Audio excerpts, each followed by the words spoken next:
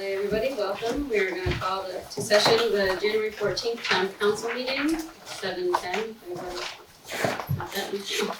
Everybody wants to stand for the Pledge of Allegiance, please? Pledge allegiance To the flag of the United States of America, and to the republic for which it stands, one nation, under God, indivisible, with liberty and justice for all.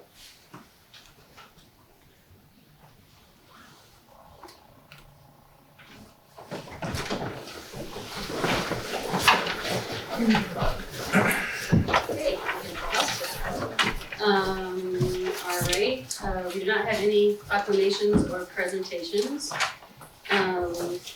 Public petitions, communications, and public participation on any jurisdiction of the town council with a 2-minute limit.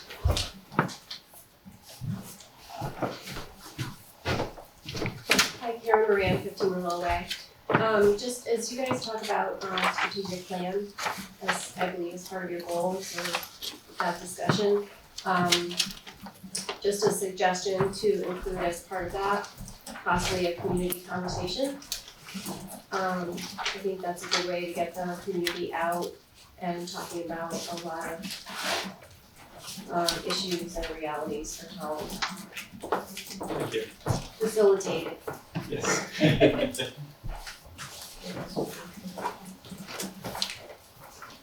Anybody else? 2 minutes, Sharon Boyer Levine, 48 Crystal Lake Road.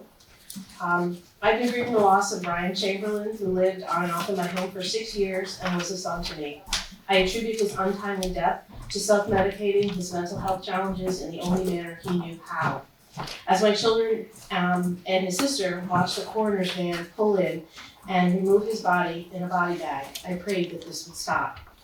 It hasn't, and Tolland has lost more young people of late. My children, 23, 28, 23, 25, and 18, have buried more of their friends, their peers, than I have, and I'm 54. And it still doesn't include all those who are still struggling with mental health issues and addiction. I'd like to better understand what we've done in the past to remedy such concerns and what we're currently doing. It seems to me that we have failed in our attempt and have not been making any difference due to either inconsistency, change in needs, or lack of longitudinal teaching from K through 12 and or coordination, and I feel we really must do better.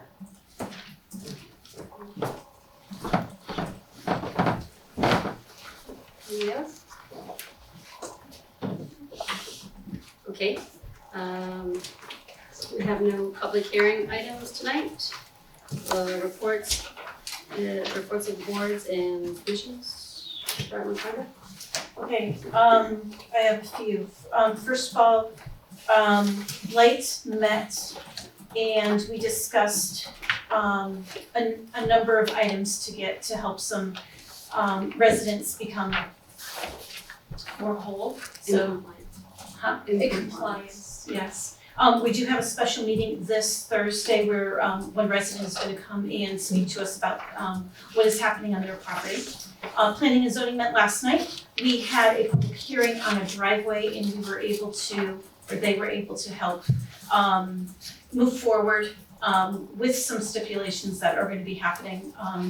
But it was all people were very happy with the outcome, which is what we want to hear. They did have a new item that appeared on their agenda that wasn't on the agenda, and I don't believe that their minutes have come out yet. It has to do with a change to a zoning regulation. We don't do spot zoning, so an applicant came in and wanted to make a change. There is a public hearing that will be set on February 10th for that change. There was a lot of information, a very good, robust discussion about it. I suggest reading the minutes, but basically it was to help change site prep work for a landowner who may be looking to have a developer come in. And currently our regulations say that's 100 feet that they can do the site work in up until the butter. But the applicant wants to change that to 50 feet. We had over 20 residents in attendance last night in planning and zoning. so that was great. I'm sorry, Brenda, so that wasn't on the agenda? It And was they not, it was it? added to the agenda last night. Ooh. Yes, so, because the application came in after the agenda was printed. So that's, when you do them a week ahead, that sometimes happens. And we want to be responsive to the needs of the businesses in town, so it was added to the agenda. And the last thing you're gonna see, the planning and zoning has retained, Dr. Don, who did our POCD, and he is going to be helping us update some regulations. It's gonna take about 7 months. The second, I believe they agreed on the second meeting of each month is going to be dedicated to working with him in doing some updates. You're going to see that there's gonna be a number of meetings set up with businesses in certain zones that wanna have updates. There's going to be meetings for residents, and he's gonna meet specifically with planning and zoning so that they can come up with the plan of scope and where they want to make the changes. So it's gonna be a very busy and robust 7 months, but we're looking forward to seeing these changes. And they were driven by what they saw needed to be changed while they were doing the POCD. Kurt's aware of many of this. Land acquisition hasn't met, and the last thing I have is the tourism.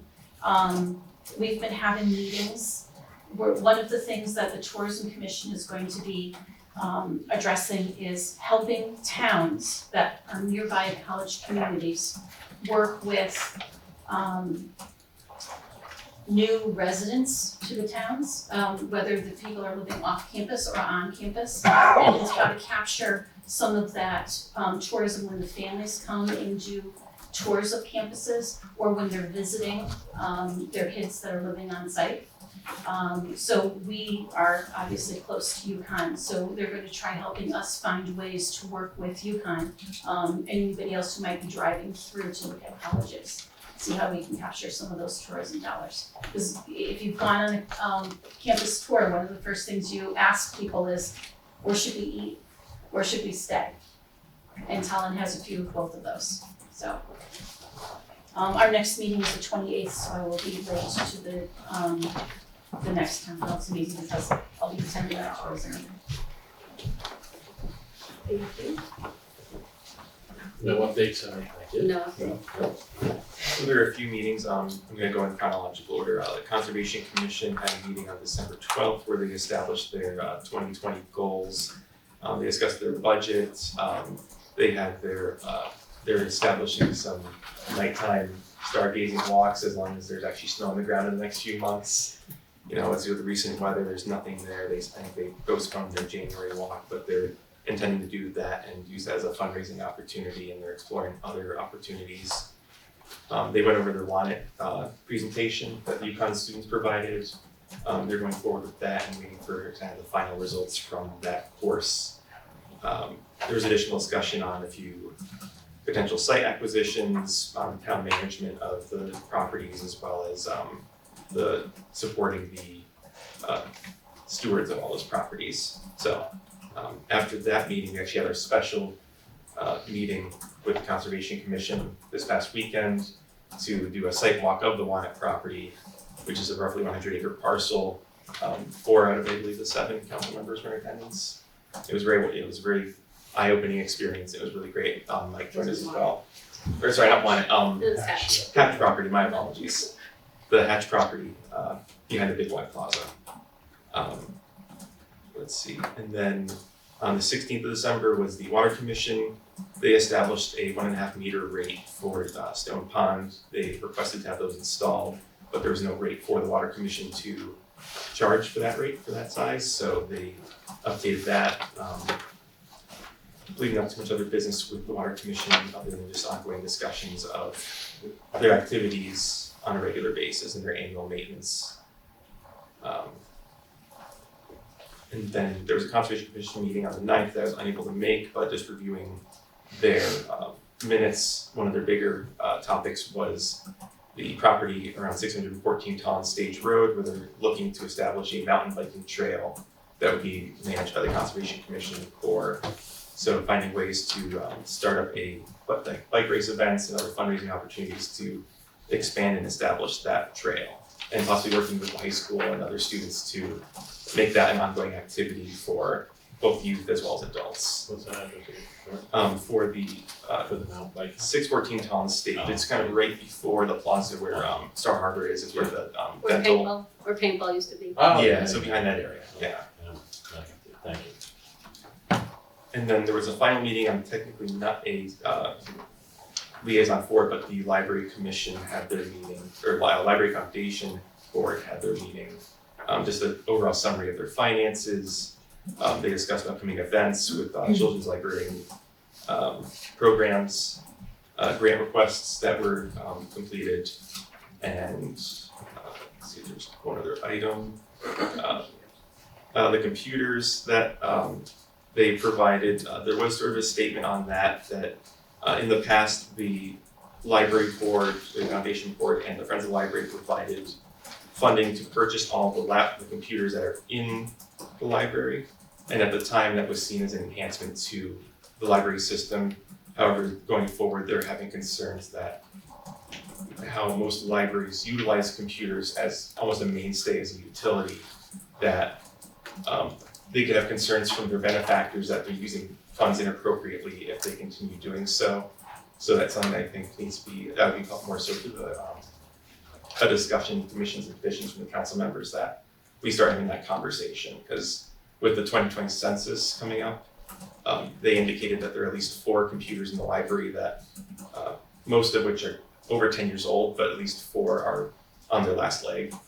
So that was a concern that they had raised. They also provided grant money. The grant money that was provided at that particular meeting was for 3 laptops for staff members, which again, they also had concerns about providing staff needed resources and whether or not that's enhancing the library or if it's providing core functions for staff members to do their jobs. So that's just an ongoing conversation that they'd like the council to have.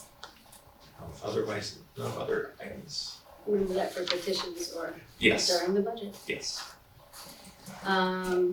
Myself, I had a meeting with the, sorry, not APROG, it's the CCM, or the consortium of elected officials meeting regarding property taxes and such in town. And I'm meeting again with the head of that area because they talked about a lot of grants and stuff that were opportunities for towns that I didn't hear Towns like anywhere mentioned in there, like it was other towns that were saying we're putting grants for this and grants for that. So I just wanted to figure out what this consortium is doing and how it can benefit Towns. It was an introduction meeting for me. And I'll let you guys know as it goes forward how the board may be able to help us. There was a Board of Ed meeting on 12/8. We were specifically asked, or they were talking about, they were asking about the Commission on the Substance Use Disorder and Mental Health that we'll be working on. I told them that we'd be reaching out to them to work with us once it was all established. The high school is putting on Footloose this year as their play. And on the January 8th meeting of the Board of Ed, they were presented with the superintendent's proposed budget. They had a lot of questions and they'll be working through the process, which will include multiple meetings coming up. I had an EDC meeting on the 8th. There was a lot discussed on that. They talked about their goals, which kind of coincided a lot with some of our goals. Talked about the development of College View. That one's they're still working on fixing what's wrong there. Heidi is working with the Regional Economic Development Initiative to fine tune the information that we're getting from them. We are continuing to go forward with the business forum, but we're gonna be looking at doing a simplified version of the forum. They're gonna keep the list of planners small with the EDC. Try to figure out who's gonna be there, when they're gonna be there, and when they're gonna do it, but they're looking to kind of move forward with that quickly. The car wash that was coming to town, there needs to be some work on the sewer and water hookup to move forward. There was talk of the brewery, which it's gonna be the brewery / Stone Goods site, and right now he is looking to lease land at Gerber. which is an interesting crossover, because if anybody knows what Gerber did there, like from the Soen perspective, they will brew and have growlers, no canning at first, but they're very hot and heavy for Tallinn. Like, they wanna come to Tallinn, they wanna open the brewery, they're looking for every opportunity that they can. They're gonna start probably subleasing and then eventually expand. They wanna have like a building, an environment that's more warm and cozy with kind of like Cassidy Hill in the sense, you can bring your own food and stuff like that. So it's still working, it's still going. There was talk of some other interest of companies coming to town, and basically it was really good. There was a lot of really good, positive talk and movement, so I was happy with that. Birch Grove Building Committee meet on 1/7. You weren't at that one, I went to that one. So. Stealing my thunder. Did you want to report? No, that's okay, you can report on it. So they met to kind of go over where they were with the project, and right now their project was showing a little bit over budget, but they're actually getting together, I think, is it this? It's tomorrow. It's tomorrow, yes, to look at a value engineered list to review multiple items and bring the project back into under the allotted budget amount. Yeah. And that's all that I have. Mr. Regan, Nothing for me this week. anything for you? You already reported. Stole your thunder. Alright, so I went to the agriculture meeting last week, and there was discussions about the 2020 farm to table dinner, so it was fantastic again. We spent a lot of time talking about Campbell Farm. They're looking for a farmer to lease that. It's 8 acres plus a building, a barn, yeah, I guess you would call it a barn. So they're finalizing their application for that as we speak, so if anyone's a farmer who wants to farm in Tallinn, keep that in mind. And yesterday I went to Parks and Rec, where Tallinn Soccer Club had a proposal to put netting behind the goals at Heron Cove for a couple of the fields that abut the woods, so they don't get the balls too far into the woods. And there's also discussion on some drainage issues at Cross Farms. And Bruce, the rec department is talking about doing a Mother's Day townwide movie, kind of free for everybody, so it's something that's in the works.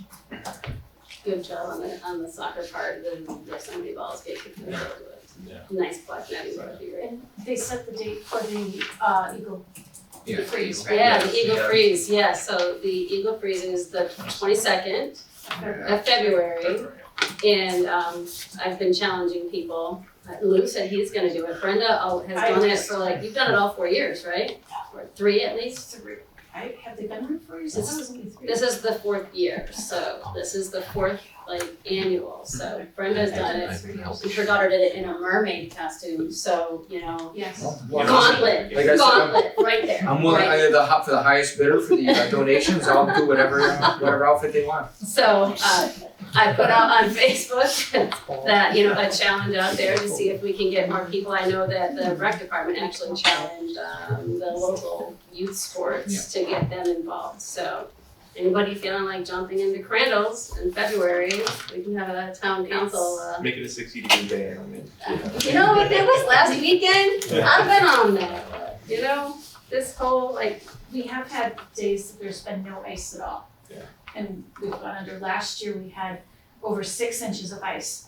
I did not submerge, but it was, I think I went up to my shoulders, that was it, that was that's enough. submerged for me, that's Yeah. submerged, that is like, anything over my ankle in freezing water is fully submerged. My costume was freezing underwater.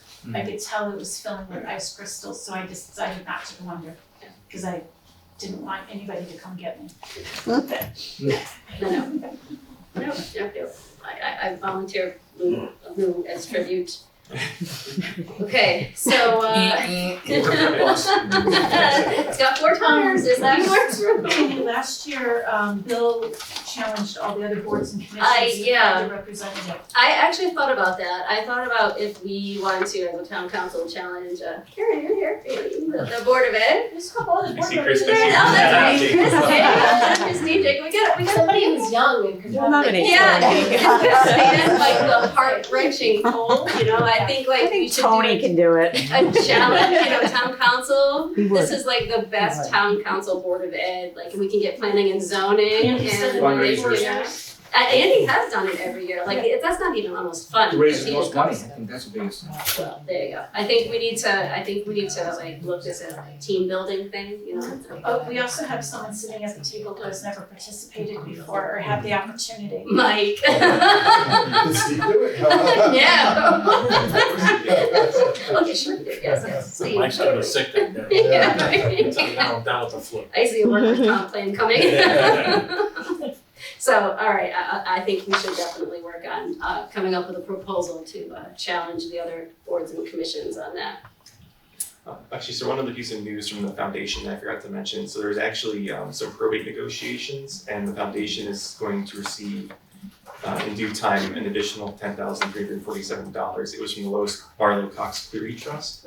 The issue was that one of the beneficiaries of that trust felt that the firm handling it overcharged, and probate court found that they did. So each trust, including the UCC, a lot of horse and park associations and other groups in town, the Historical Society are going to see anywhere from a 10 to 30% increase in what they've received. Wow. So the Historical Society, I think, should That's receive great. an additional $10,000 to $20,000. So there's, but it's still in probate, so it's just but it's down the pipeline. That's good. All right, moving on, new business. The first item on our agenda is the discussion with Jason Lawrence, the town assessor, on the current evaluation. You like the price is right, come on. information? Pardon me? Do you want Board of Ed? Oh, I'm sorry, yes, well, did I miss anything? I'm sorry. No, I was just Sorry, Jason. Sorry. I was just gonna say our Board of Ed workshop is tomorrow night. I have that on my- 7. Yes. And we have our regular meeting the 22nd and a special meeting scheduled for the 28th. I'm sure those will all include budget discussions as we have to submit our budget to the town by the 13th of February. So we will not have representation here at your 28th meeting, obviously, because we'll be in the library. Yeah, I'm kind of bummed because I'm gonna be like that. I have that on my chairman's report, so I spoke his thunder, you stole And mine. that's why I'm here, so. There you go. All right, Jason, price is right, come on now. Good evening. I put together a packet for you. There's extras in the back there if you don't. Basically, we're wrapping up the reevaluation now. The packet goes through all the steps of the reval. You probably want us to take one time and go through that. I don't want to go through all the steps unless you really want me to. Basically, back in the spring, Lisa and Steve at the time asked me if I would do an in-house reval. We did the 2014 reval, it came out well, with limited problems, so we entered into a contract to do this one and save the town some money. So, page 3, if you skip to, goes over some of that, what the original costs were for the 2014 reval, how much money that saved the town in the process while still meeting the requirements of the state. So the 2014 reval was done for a cost of, proposed cost of $65,000 and change. We came in under budget and saved about $5,400 on that part of it, and $79,000 under the lowest bid at the time. So that's part of the reason why we did it again. And that was just a statistical update type of reval. This was a full measure and list, so we knew it was gonna be a little bit more intensive and time consuming, and the cost would be higher.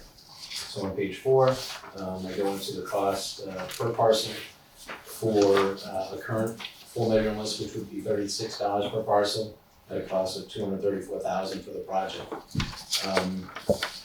What I proposed to the town was $110,956, and currently we're at about $100,000 of that, with no more foreseen costs other than court costs at this point. So depending on how many appeals we get, depends on how much more money we'll save underneath that cap. But so you can see that that's roughly another $123,000 in savings over what the cost would have been if we went outside the town to do the project. In combining the two revals, that's over $200,000 in savings for the town. So page 5 just goes into the type of reval, what we did. We sent letters out for all the homeowners in lieu of doing inspections at the cost of $25 per parcel. To do an inspection, I think it was $1.25 to send the mailers. It was a no-brainer to have homeowners fill out that information on our own and do inspections for the properties that really needed inspections. We ended up doing 155 of those, so obviously big time savings. And we had a 59% return on those mailers, which is pretty good. Usually maybe 30%.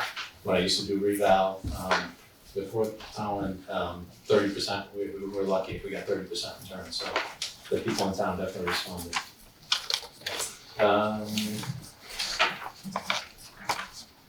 Page 7 goes into the sales review. We looked at 372 sales over 2 years, and then narrowed it down to 1 year's worth of sales, which is 178 sales. And those are the properties we did inspections on and field review to generate value for everybody else.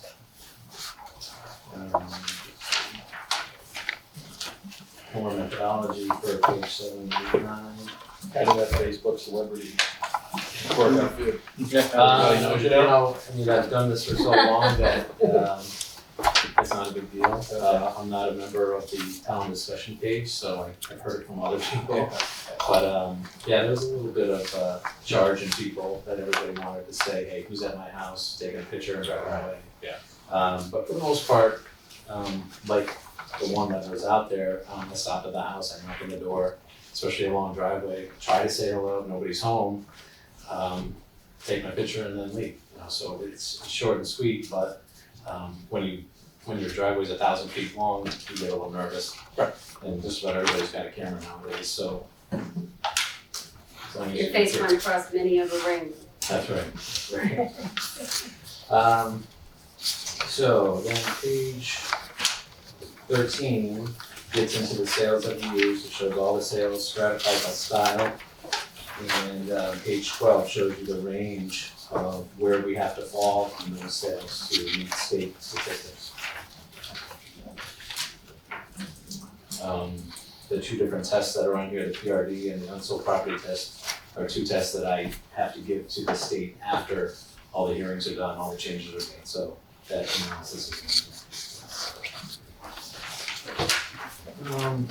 We did have one issue, the farm, forest, and open space land is updated once every 5 years by the Connecticut Farm Bureau. And when I put the values in our system, I put them in at a 70% ratio, and they're supposed to be in at a 100% ratio. So I had to renotice 378 properties, which actually wasn't that big of a problem. I didn't get that much pushback, but we had to send all those extra notices to people to try to clear the air on that one. But we don't set the values are set by the state, and we just allocate them at time of reval.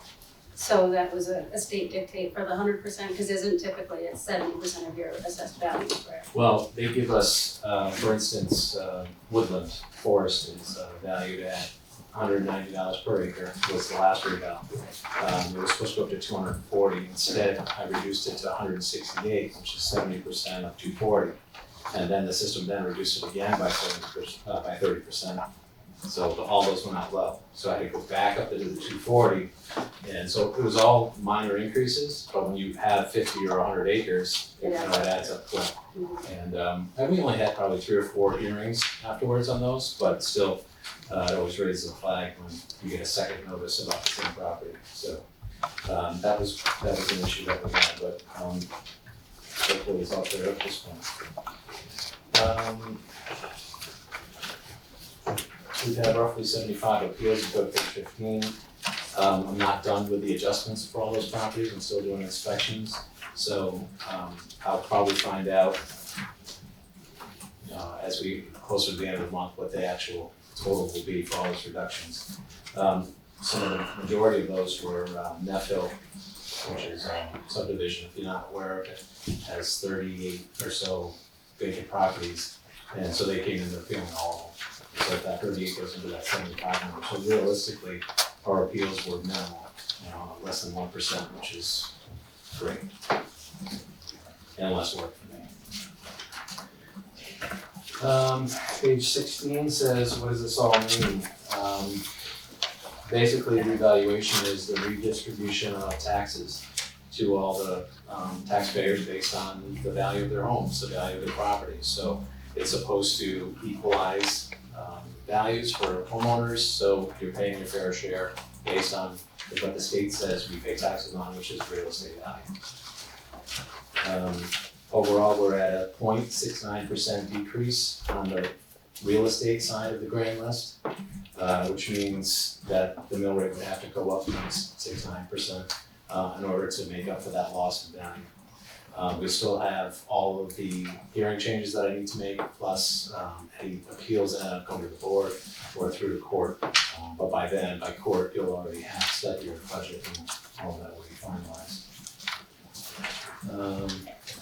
Page 17 just shows a little math on how to, what the mill rate would go to based on that 0.69% decrease and the 0.69% increase in the mill rate.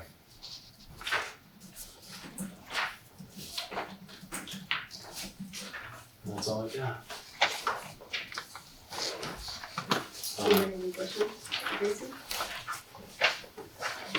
Just, is there, do we have any calculations as far as what that 0.69% decrease would mean as far as overall grand list revenue loss? Well, it would make the mill rate go to the 36.3, so we don't have a valuation on that yet, do we? Well, also, there's a couple other variables that haven't been, like, personal property and motor vehicles aren't That's incorporated. not- That's just the real estate portion. We Okay. could make it up on personal property and motor vehicles before the end of the month, so we'll see. We're pricing motor vehicles now and personal property every day. We're on my letter S of personal property, so we get, but once that's done, then I'll put out a memo to Mike and then you guys will start crunching numbers. So you're pricing motor vehicle now? I thought that was Yeah. already automatically driven through the Blue Book value, wasn't it? Don't say Blue Book. Sorry? NADA. And Values, yes. Majority of them come through price from DMV, but there's hundreds, if not thousands, that are motorcycles that don't have complete VINs, things like that, trailers, all that stuff has to be priced manually. Motorhomes and stuff. Just for some historical, what was the change to the grand list at the last reevaluation? 3.8%, yeah, something like that. Decrease.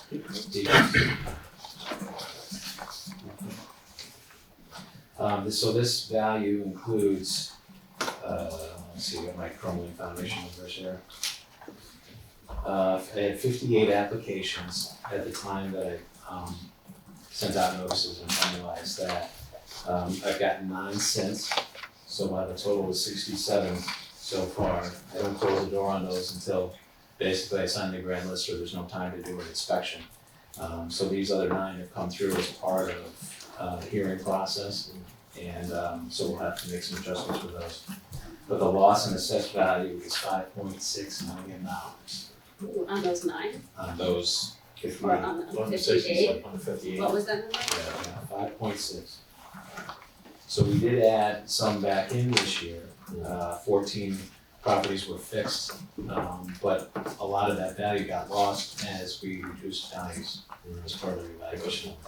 So you can estimate that it's about 70,000 per home. So it's about 1 million, 1.2 million got added back in, and then got lost in the reduction in values. But that 5.6 is in total with all of that? That's the total for just this year, for those 58. It's probably potentially another 600 or so with those other 9. Is that, but I guess is that in the current revale? Right, Or that's no? where I was. The 500 and, or the 5.6 million is, It's, the 600,000 is not. is not, And that's okay, just an so, estimate based, I haven't done the inspections. Those could be, it could be lower, probably won't be much higher than that, but if the average is 70,000 in reduction, you know, that's another 600,000 plus or minus. I know one of them is just a garage, so it's not gonna be that, but, the rest are homes, so.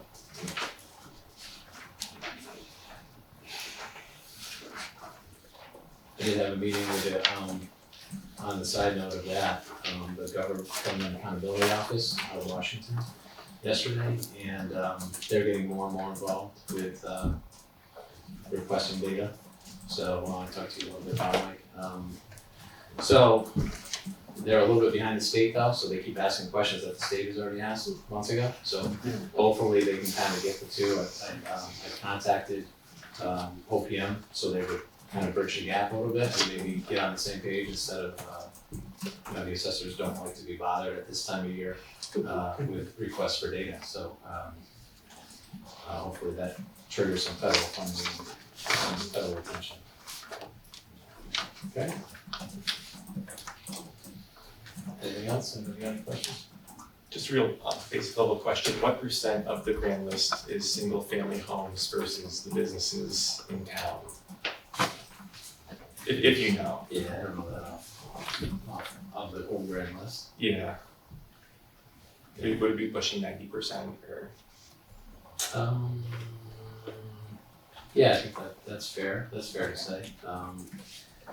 Motor vehicles and personal property only make a short portion of it, so, yeah, fair to say. alright, Thank you. Alright. thanks, Jason. Alright, 8.2, consideration and action on approving the 2019-2021 town council goals. So, back on December 8th, more than a month ago now, council, all of us were there, fire department, on a, I think it was a Saturday. Yes. And, Sunday, whatever. Sunday. Sunday. And we put together the 18 goals that are before you.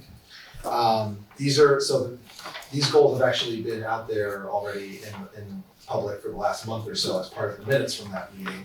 But tonight I figured, as is our practice, is that we would memorialize these as the council's 2 years adopted goals, by actually having a vote, but prior to our vote, perhaps if there's any discussion on these goals. The way they appear tonight, in this list, in each category, they are in rank order based on that meeting that we had back in December. So in theory, there really shouldn't be too much maneuvering right now of these goals because we already did prioritize them. But I figured we'd at least leave the opportunity for you to discuss any of these goals or anything else you'd like to do tonight. But at the end of our conversation, we're hoping for a motion to adopt these goals. Okay, so, from a discussion perspective, do we have to like? I know it's say that we should entertain a motion to adopt the goals and then have the discussion have from the there discussion. before the vote. Yeah, I think that would work. Madam Chair, if you would entertain a motion to adopt the 2019 to 2021 draft town council goals. Second. Any discussion? I have something to discuss with that. So with these, I've been looking at them since we put them out and I had a lot of questions on them and that. And one of the things that I'd like to propose is that we set up at least a quarterly review of the goals and discuss where we are on each of them. And one of the things that we had talked about looking at, one of the things that is on here is the sustainable CT program. Actually, is it on here? Yep. Yep. It is, right? Yes. Yeah. Number 4, under Four, policies yes. and policies. Okay. I'm looking at 5, I'm like, why do I not see that? Okay, it's been a long day. So I looked at them, and I think a couple people looked at them, and I think that a lot of their goals kind of actually were symbiotic with our goals. And what I was wondering is, a lot of them looked like they were something that could be completed by other boards or commissions, and then fed to Heidi to file like the last paperwork. My concern is, again, there's a lot of stuff on our goals, PZC has goals, EDC has goals, everybody has goals, and we don't wanna like gobble up all the time that the staff have to work on these. So I was hoping that we could maybe look at them to see what we could possibly engage other boards and commissions to do. For instance, like one of the things that I noticed was something about invasive species. And I know Bob Rubino and the Conservation Commission just did like a really big cleanup of Japanese, what was And it? Japanese knotweed Knotweed. is everywhere in town. Right, But they did it so, over at the Crystal Peak property. right, so if this is something that these commissions are already doing, maybe we look at something kind of like farming these initiatives out to them to see if they have interest in doing them. They can complete the majority of the work and then work with Heidi to just file kind of a thing. I think, I mean, one of the things that I think would be helpful, I mean, this is just my perspective, is having like an all hands and having the various boards and all the organizations that fall under the town council purview get, as well as the Board of Education, other boards, get together and have a one-day, basically symposium, a one-day meeting where we could look at the commonalities that we have for the goals, see who would be best suited to address some of these issues, and then have and then I agree, have a quarterly meeting where we just update it as far as where our goals stand. Because I think the main thing is that having our own individual goals, that we work as a town, and we depend on all the other organizations, all the other boards, all the other agencies within the town to accomplish goals. And so I think we need to work in unison with them. And I think that the only way to do that is if we have a singular meeting where we can address all these issues and then work out a cohesive and coherent game plan, rather than having each individual board going out on their own thing. We can accept the commonalities, and then everybody can go out and find their own ways to implement what the common goals are. And I think that in conjunction with that, sort of building on what Karen was mentioning, is that these goals, I think we need to make it clear that these are our goals, but as far as how they're actually implemented and how they're actually executed by the town, that's something that we're always going to engage the public with and that we want public input on. And I think that's a crucial thing, is even having an opportunity for having the public come in, and as they could have when we were doing the goal building, to address some of the issues that we want to achieve and what their thoughts are on it, since we work for the town. I just one point of clarification now, a little on this. So are you talking, so there's two things I think I heard Tammy say. So do we want to have that meeting that talks about all our goals as different boards, as I think Tammy pointed out, or just on sustainable CT? So I just want to make sure I understand. I think on it's everything. everything. Okay, Yeah, very good. All right, I I just wanted. Yeah, like when I was looking at, for instance, the EDC, a lot of their goals, like I said, they're hand in glove Oh, with so ours. commonality is just not on sustainable CT, but No, across yeah, like everything. I think with Okay. sustainable CT that there's a lot of Yeah. opportunity to look at other boards that they might, again, some of their goals, the conservation's goals might kind of coincide with some of the That's sustainable CT. Okay. Some of the Board of Ed goals are gonna coincide with some of our goals, so. Okay, I just wanted to, I just wanted to And make then sure. from there, find whoever has, with the commonality of the goals, again, pointing out and saying, okay, well, can you take, Board of Education, can you take this? Ag Commission, can you spearhead this? So that we're not all creating our own wheel, and instead of just combining our efforts and having a cohesive game plan, so that we don't have 30 different people doing 30 different things, all aimed at the same goal. That meeting looks huge to me. It does, but I mean, it doesn't mean that it can't be undertaken. No, exactly, but is it more streamlined to ask them what their goals are? I mean, we're liaisons for so many of these, to be able to have a meeting where we're taking all of their goals here and looking at them and then finding ways to support them.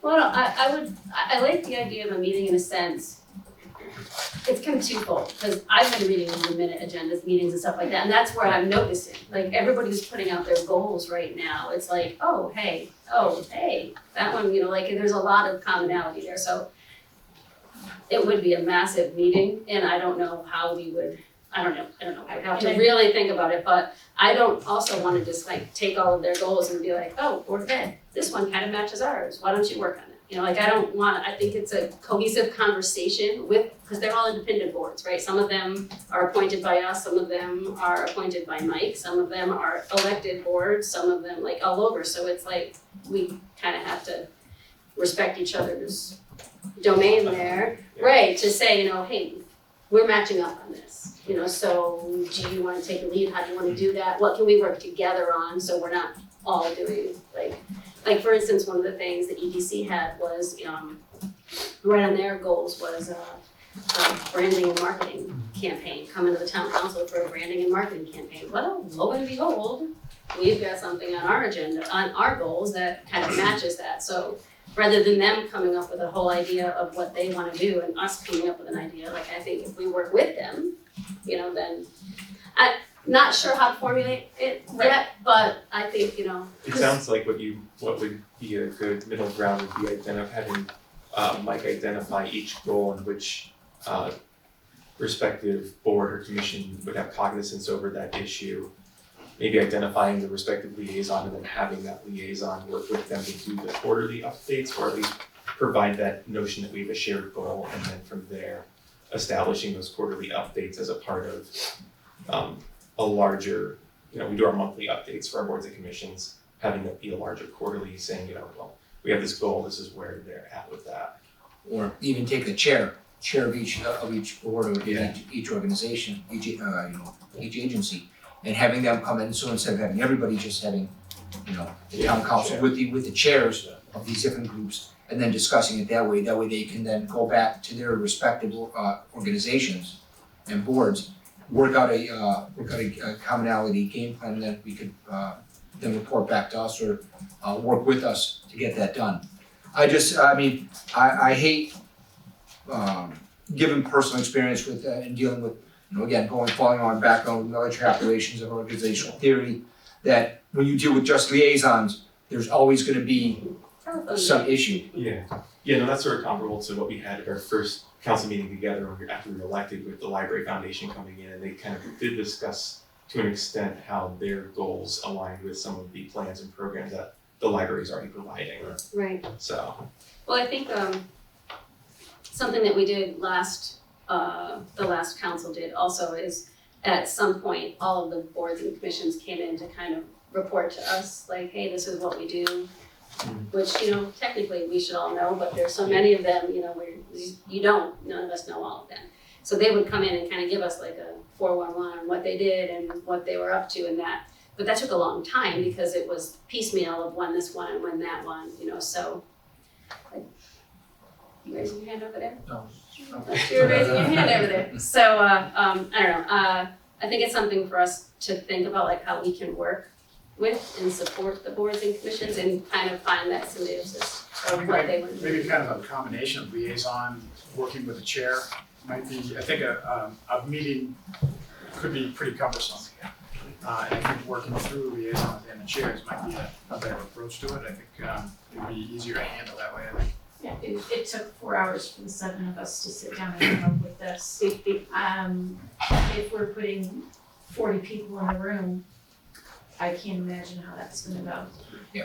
Well, again, I'm not saying we need, but just, you know, just if we get the chairs, and it's not a matter of starting everything fresh. It's not saying, okay, we're gonna be building our new goals, but sort of saying, okay, look, here's our goals.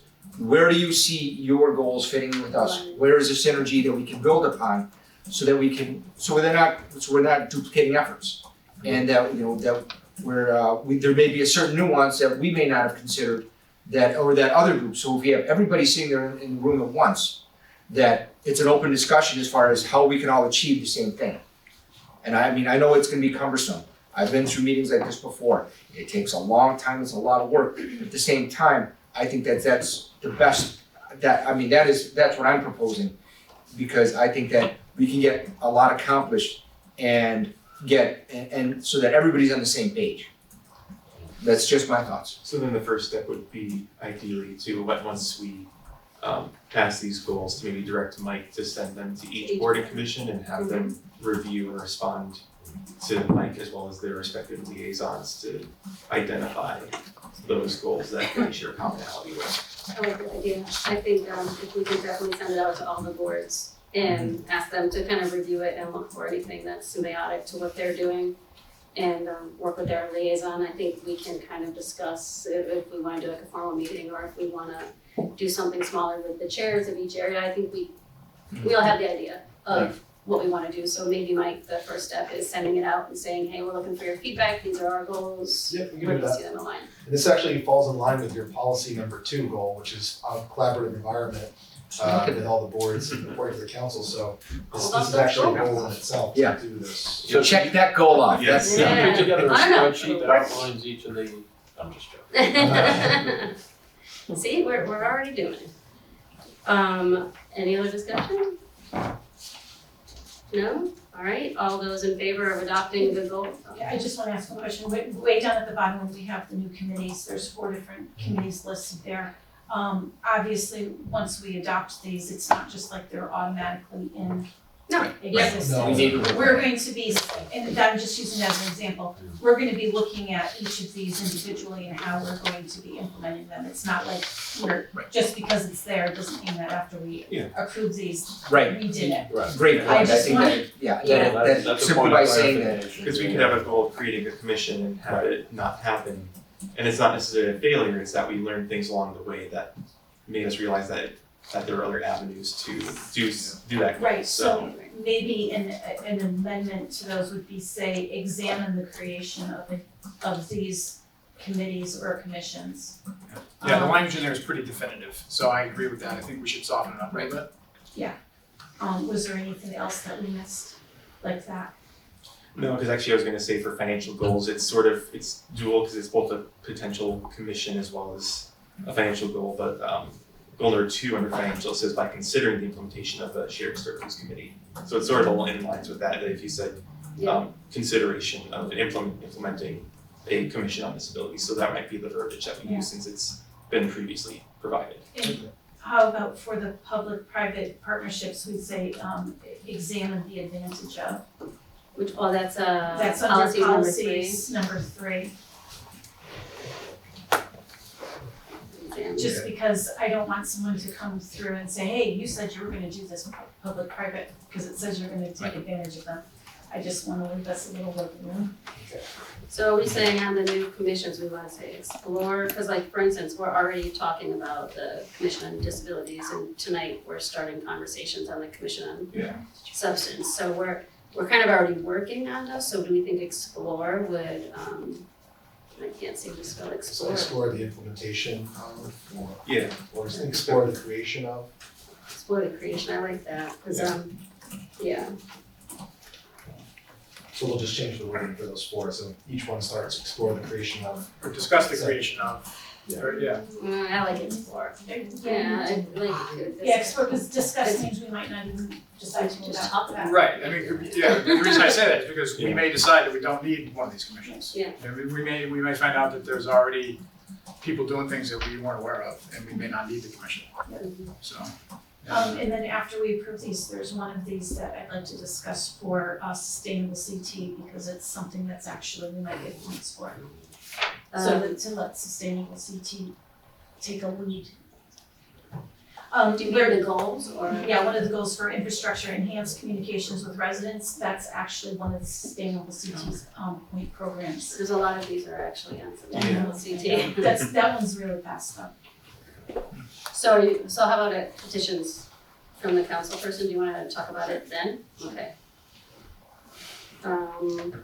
So I think at this point, we're saying As amended. amended. As amended. Did you get all those? Could we review the one under policy? No, Examine the advantage. Examine the advantage. Examine the advantage of PPP. Thank And are you good on the new committees, Lisa? Mhm. Okay. Alright, so I think technically I should withdraw I my was motion. gonna say you need and to then withdraw say- and then, I would entertain a motion to adopt the 2019 to 2020 goals as amended. Second. any discussion? All those in favor? I Aye. Any opposed? Any abstain? Motion passes. Okay, that gets us to number 3 on our agenda, which is to discussion with the local prevention council on what services they offer and how they compare to a commission on substance abuse. And before we actually start the whole conversation on that, I wanna ask that we modify the name from substance use disorder to, to substance use disorder, because the APA no longer recognizes substance abuse or substance dependency. It's there in favor of substance use disorder now, as the medical term for addiction, any form of addiction. So I think going forward, we should reference it as Commission on Substance Use Disorder and Mental Health. That's an umbrella term. It Right, is. because you have opioid use disorder, you have Opioid, alcohol use disorder. gambling, anything, like So- it is the umbrella term and it is no longer recognized as substance abuse, it is formally a disorder, so. Do you wanna change that in your goal? Is that Yes, I would like to, I'm sorry, yeah. supercalifragilis, I should have said that there, but.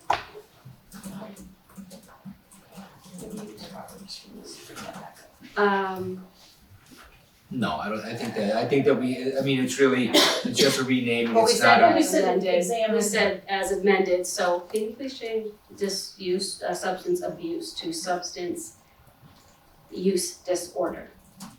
Thank you.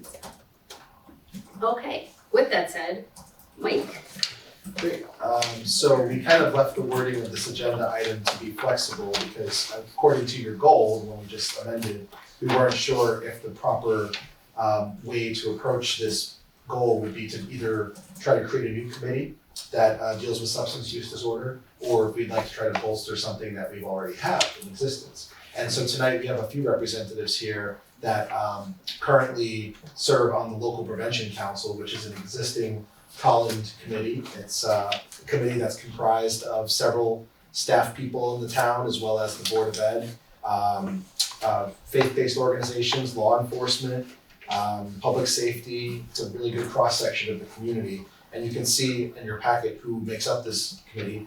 And like I said, we have 7 representatives here tonight. I believe Nancy Dunn, who's the Assistant Director of Human Services for the town, also serving as the Youth Services Coordinator, has some information she would like to walk you through tonight about what the LPC does when they meet, and if perhaps the council would like to become more involved with the LPC. So at this point, Nancy, you want to take it away? Did you decide you want to take it down and just? just said, yeah. Thank you, from that down. Okay, I provided you for the packet, the purpose of the program, some of the grant requirements, some of the acronyms that we use for what we can do under the grant, at least the grant funding, and what we get. We get a total of $3,907.40 every year. It used to be $3,105, and then about 3 years ago, they increased it, which, was a significant increase for the amount of the grant. Basically, the overall goal is to increase public awareness of the prevention of substance use disorders and mental health promotion in the context of overall health and wellness. It is not treatment. As a matter of fact, we cannot do treatment with this grant. It is for educational purposes, and the second page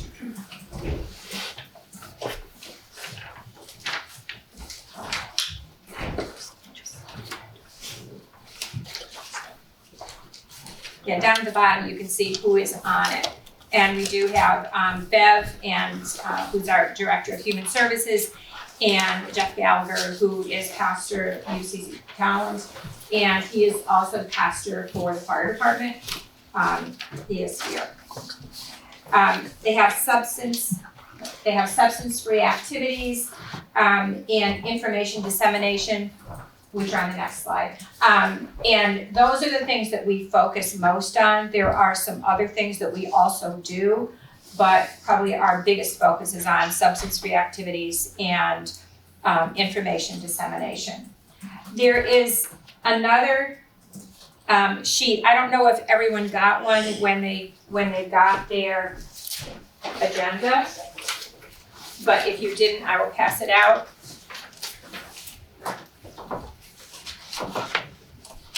And that's a listing of the things that we've done, the primary things that we've done over the last 3 years. So it goes from, and one of the things that we found is that when we can do a regional activity, we have much better attendance, because there are more people that are involved, and then people start talking, and, they'll bring other people. When we do just, town or just a specific group, then we have, a much less of an attendance. So at the Regional Opioid Conference and Resource Fair, which we did, we collaborated with Eastern Highland Health District and all of the other local prevention councils under the EHHD region. We had about 400 people at that. The resource fair brought in, a lot of resources. Different resources that people could go to for treatment, informational things, groups that, work with people on a non-professional basis. We had professions, we had a drug take-back booth there. So there was a lot going on, and there was also a panel discussion.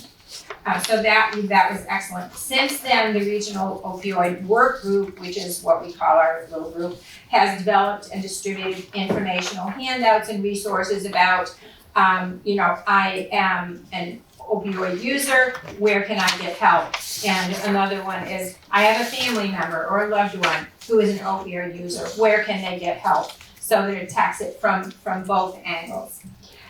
Courageous Conversations, we worked in collaboration with Tallinn High School. The assistant principal at that time spearheaded that, and we did the perfect party, which is misspelled. I was gonna say the perfect pasty. No, that is so bad. Not sure about that one. Yeah. The perfect party, and another one on cyberbullying and sexting. And we probably had 50 to 60 people attending each of those. We tried doing, with the Family Resource Center, we tried doing an online Peace at Home parenting subscription. When we checked the numbers, it's a very expensive program. And when we checked the numbers, we have, other than Laurel and myself and staff who would look to see what the different sessions were, we had like maybe 5 people who used it. So we decided that the money that was used to help pay for that subscription would be better used elsewhere. One of the really good programs that we've done in conjunction with Tallinn High School, and then the middle school did one last year, was Hidden in Plain Sight, where you have a bedroom that is made up like a teenager's bedroom, and they stock it full of all these things that you would expect to find in a teenager's bedroom, but many of them contain places where kids hide drugs and paraphernalia. And I think Margot and I together, when we did this at Rockville High School, when they had a presentation, we got all but one. But when you have parents going through it who don't have any experience with this, they were amazed at how many places their kids could find to hide things. And they looked like everyday things. We did a human trafficking awareness program, which some of us had also gone to one that was presented by the state at Tallinn Library. There were 60 of us there, and human trafficking, there were probably about 400. There were 400 people there. And again, that was a more regional presentation.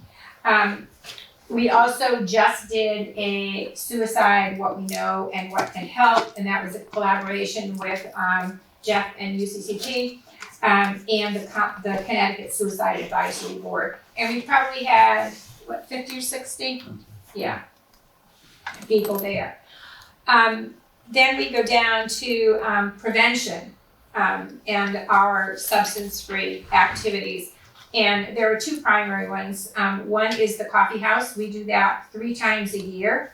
And we probably have an average of like 25 to 35 different youth that participate in each one of those coffee houses. And our audience is usually around anywhere between 200 and 250.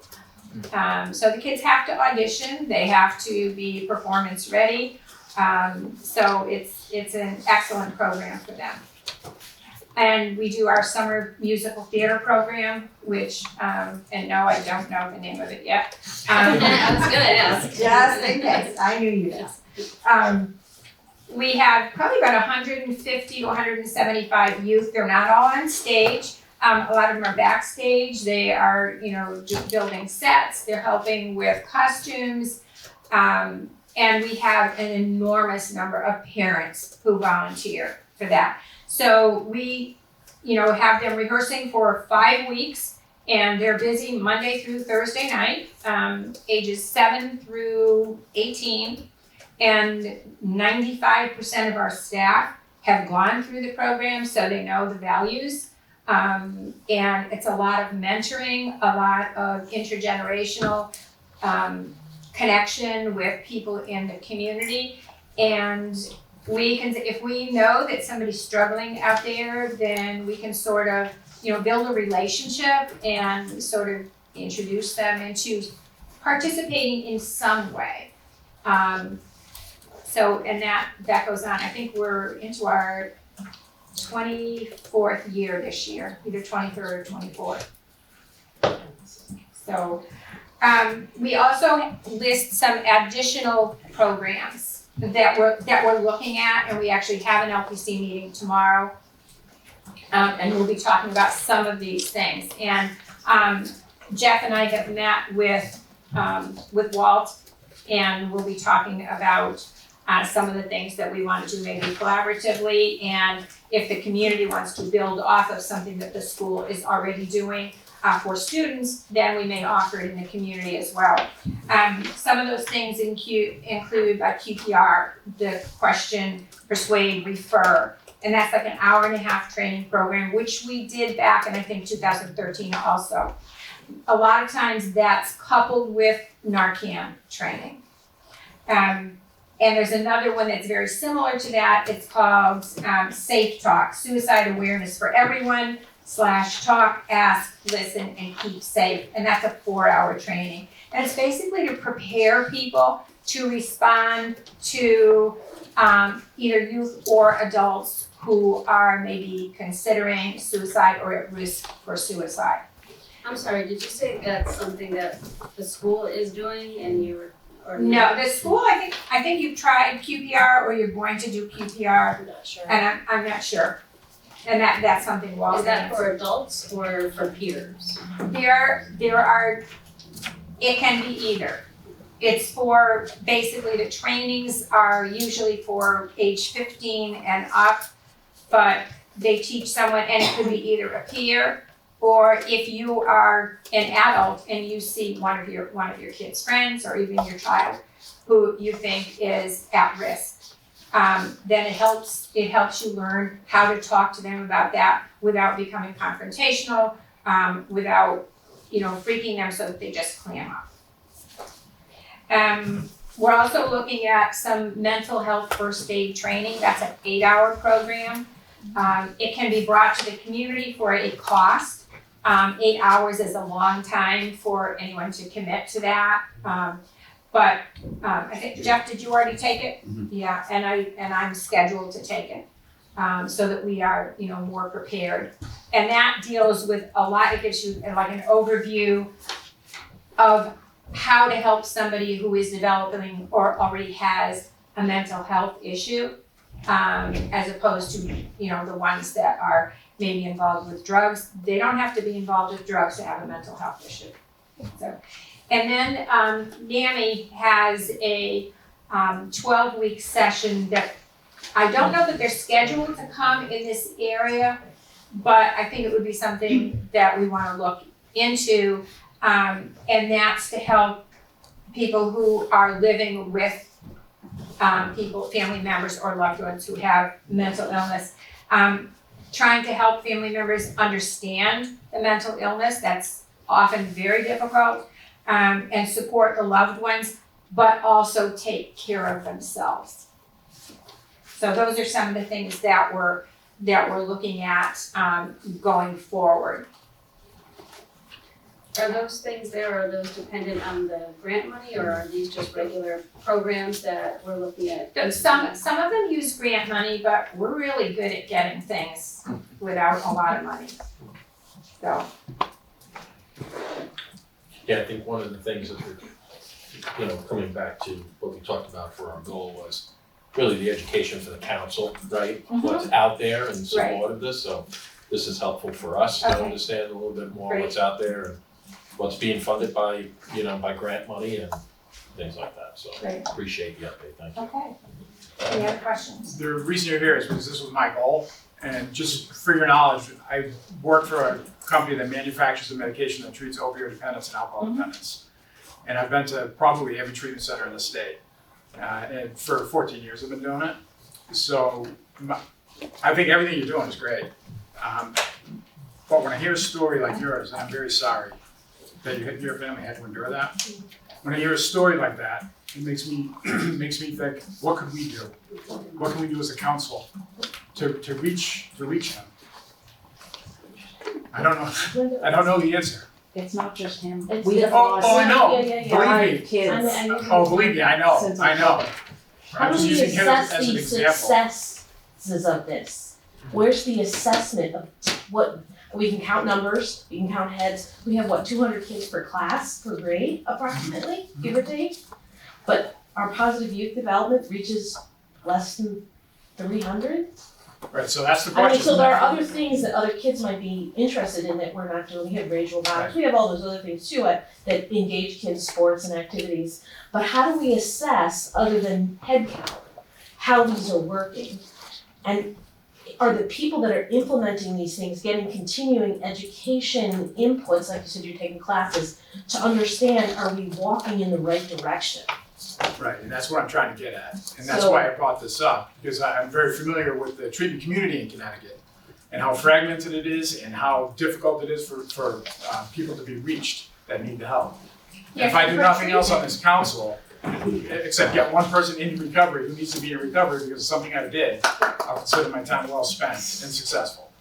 And I have to say, the human service director working with Nancy, we're a staff of one in that discipline. Right. So I think that's been part of Exactly, that's part not of the problem enough. is that we have tried our best and you have one person. And you have $3,000 to work with, that's, And just the hours that she puts in, that she probably shouldn't put in with all the other programs. So, I mean, that's been really challenging for us too, because obviously we would like to do more, we like to fix. and doesn't your intervention council at the Board of Education encourages kids who get in trouble at school to participate in? You know, my son has participated in that, where they sit in this room and a group of people like yourselves interrogate them on what they did wrong and how they can do better next time, and then they go to counseling that is useless in Stafford, and just, I have so many things to Well, discuss. I can't wanted even. to kind of control and rein in, like, so the committee that we're looking at doing, that the commission, what we've talked about in our goal setting and what, we're gonna try to push forward, or not push forward, but engage, is we know that, Nancy, what you're doing a stellar job with this much, making it this much, and I know that. The Board of Ed, Karen was also prepared tonight to specifically talk to the strategic prevention framework that the Board of Ed is looking at. I know the faith-based organizations are doing stuff, I know Chief Lytle is doing stuff, I know Resident Trooper Eklund is doing stuff, so what we've kind of talked about is everybody's doing stuff. Everybody's doing stuff that's important and great and good, so what we wanted to try to do is get all of those people in one area, one time to sit down and talk about. And I know that a lot of them are on this local community, local prevention, LPC here, from the names that are on there, and I know you guys are meeting tomorrow, we're gonna try to take a lunch break and come, but I don't know. But the intent is really to kind of get everybody together, talk about what everybody's doing, which direction everybody's going in. Again, kind of like with our goals, how can we support each other? How can we augment it? If the Board of Ed is doing something great and they're killing it, they're slaying it and everybody's getting it on their side, then, how do we augment that? How do we take your focus, let them focus on that, you do, it's just trying to figure out what we can do better. And like John said, I know a lot of parents in town, like my kids are the same age as Sharon's, my 20-year-old told me at the last funeral that we were at for a kid that, she's too young to be burying this many of her friends. And it's from a range, it's from all different kinds of things. So there's obviously a problem in town. And I think we need to just try to find a way to work together to help, like even if it's just a matter of you're doing this and you're doing that and you're doing this, how do we get that same information out to everybody that needs it? That's the hard part, like the communication. So we're not just communicating to one group, to this group or to that group, because that's where everybody's focusing. So that's kind of, we don't have the answers. We don't have the solutions yet. And that's the issue, because I hope you don't think I'm being critical, No. because I'm just trying to get answers. We don't want to have to hear stories like this, or we want to minimize them as much as we can. You mentioned something about collaboration between the schools and the town. At the last Board of Ed meeting, this committee was brought up, and Walt said that the schools are doing a lot in regards to substance use disorders. And you mentioned piggybacking off of what they're doing and spreading it out into the town. I think that's a great idea, because the schools are obviously critically important for this issue. That's where it starts, mostly. And is it working? Well, That's what we're trying to find out. Yeah. That's what we're trying to find out. Well, Saying you're doing stuff and it's one thing. that's a very hard thing to measure. Yeah, I was gonna say- It is, because we don't know of all the people that we reach, whether it's through personal contact, whether it's at the schools through a counselor or through a teacher, through the programs that we do, the mentoring. We don't know how many kids we've saved. We can't measure that. And we may not have saved them from something as serious as suicide, but we may have helped promote wellness, good mental health, and a good path forward that they might not have had if they didn't have that connection, with other people. And that's the most important thing, is for people, for kids especially, and adults who are struggling, to have a connection, to have hope. And that's one of the things we try to give. Brendan? Yeah, I'm taking a look at your list, and I think on your local preventative council, you have a number of different communities that overlap. I love Venn diagrams, not major. And I'm seeing base communities, town services, schools, communities, law enforcement. You guys are doing a lot, and you have your fingers in a lot of pies. It's great. I would love to find out how we help enhance you and help you, because you guys, I'm looking at the list, you're the subject matter expertise. I'm not the subject matter expertise, you guys are. So if there's other ways that we need to support you, going back to one of our goals, I'd love to hear it. And I've counted your programs, I've had my fingers in 2/3 of them at some way, shape, or form. And I can say that there are many success stories that I've seen. I'm not gonna share any personal stories because of privacy issues, but there's many, many times, and it's been multiple times sometimes for a person, that, 2 years ago, 1 year ago, 7 years ago, they're still here after each of those times. And that was a success because they had interactions with you. So my thing is, I wanna work with the subject matter experts. You're the subject matter experts. I wanna help you expand your reach. I wanna help you succeed. So that's what I'm here for. We can all use all the help we can get. Yes, so, you guys have your quarterly meetings, you have your programs, I love seeing the list of programs. One of our items was communication, maybe we help them communicate their programs, their outreach, so that the 20 and 40 people that attend an event become 60 and 80, that the 400 becomes 600, and then we continue to, maybe not just quarterly, sometimes we're having these programs a lot more often. Yeah, and it's not, don't think it's just Tolland, Oh, it's not. that it's everyone that I talk to, my peer group, when they do programs. You know, sometimes they'll get one person that shows up, which is great. If that one person needs that, then, you know, it can flow out to other people because of that. But it's tough with everything that's going on in homes. The kids have schedules worse than mine usually. And it's just very hard to get parents out to do something. And one of the reasons that we got, I think, such a great attendance at the first opioid conference was because the teachers gave extra credit if the parents came. So the I parents was had, at that one. yeah, Chase the dragon. and yeah, so there has to be, you know, a carrot. One more thing I wanna make, and maybe I'm making an assumption here, but I think that from working with you and seeing your work, when we may be touching on mental health, because of where you are, you end up finding out that maybe this person needs more than just mental health services. They might need to visit the food bank, they might need fuel assistance, and you guys are the people that can help them with that and do it in in a discreet way. And if I were to try doing something like that, I'd obviously love it.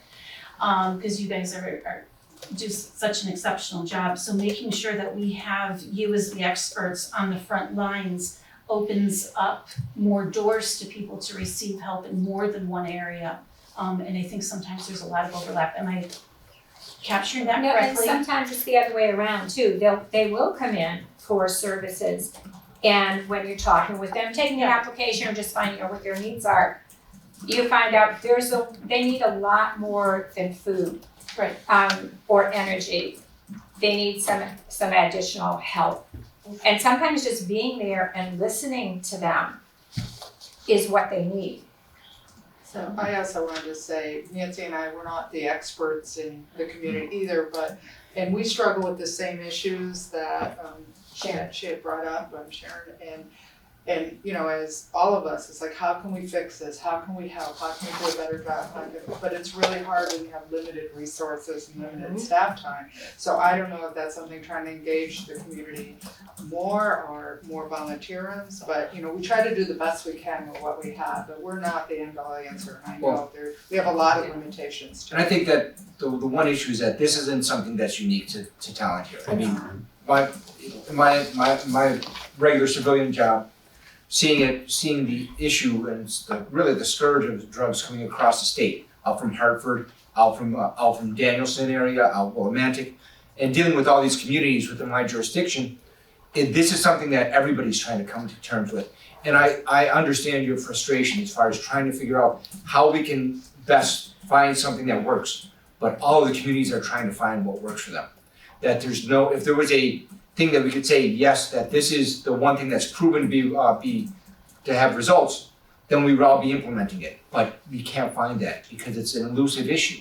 Everybody is dealing with different issues, and so I think that's something that working together and using LPC as a launch pad and sort of seeing where we can, again, build a synergy, find the different groups within I think that's the biggest thing, is finding the groups within the community, finding the people and the volunteers. Because I think we all know that it's something that we can't get done here on our own. We are a town council of 7, that the town employees are a small group. We don't have the funding available to really do what we should. And that's why I think that we really need to look to volunteers and look to people that are out there in the community that can help us get this done. You can't get it done on your own either, so. Right. And when I look at this list of who's on this committee, the right people are there. Right. To me, it's just a matter of, are we tying everything together that needs to be tied together? Are there any duplicated efforts here that maybe don't have to take place because more than one person is doing it?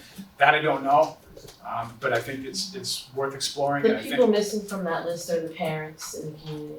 Well, And the students and our students. Well, that's where we can get them involved in that, get the volunteers, get them to come out. I mean, the LPC meetings aren't something that's, and Beth, correct me if I'm wrong, aren't closed meetings.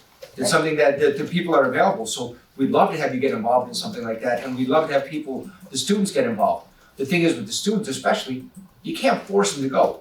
They're not gonna be interactive at that point. We need to find some way to get them engaged in it. And I think that's the biggest issue, is getting them engaged to be involved in something like this, or finding what works for them, which we're still we're all struggling to figure out. Could I maybe pipe in here since we're talking about students? Yeah. Please. There used to be, and Bev and Nancy both know about the erase survey that we used to be able to do, which was caught from state funding. I think 2014 may have been the last one. Was the last one. And that's a survey that we do typically in the spring for our middle school and high school students. It's anonymous. Most kids are pretty truthful about their answers about binge drinking and substance use, etc. So Dr. Willett has been working with UConn to create our own survey. He's calling it the Substance Use and Risk Behaviors Assessment. So it will take the place of erase, and it's in the works. It will hopefully be done, I think, for this spring to be implemented out to the students. And that gives us a lot of data. We have a lot of data on what they're doing. So that's happening, and it's very helpful. The other thing we talk about is the strategic prevention framework, and it's one of our goals to engage in that.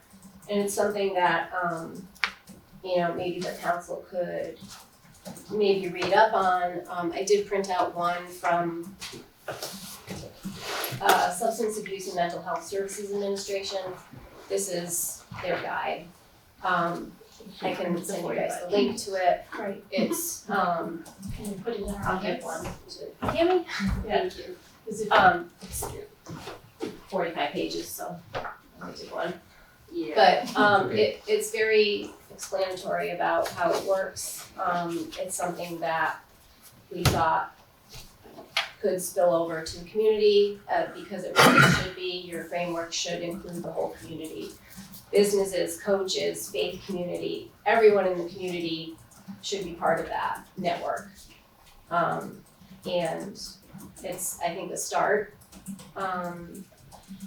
Getting kids involved, I think, is not as easy as you may think.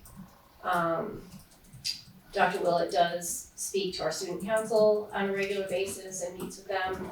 I know they are planning, I'm not sure if this is the second year, they're planning a mental health week.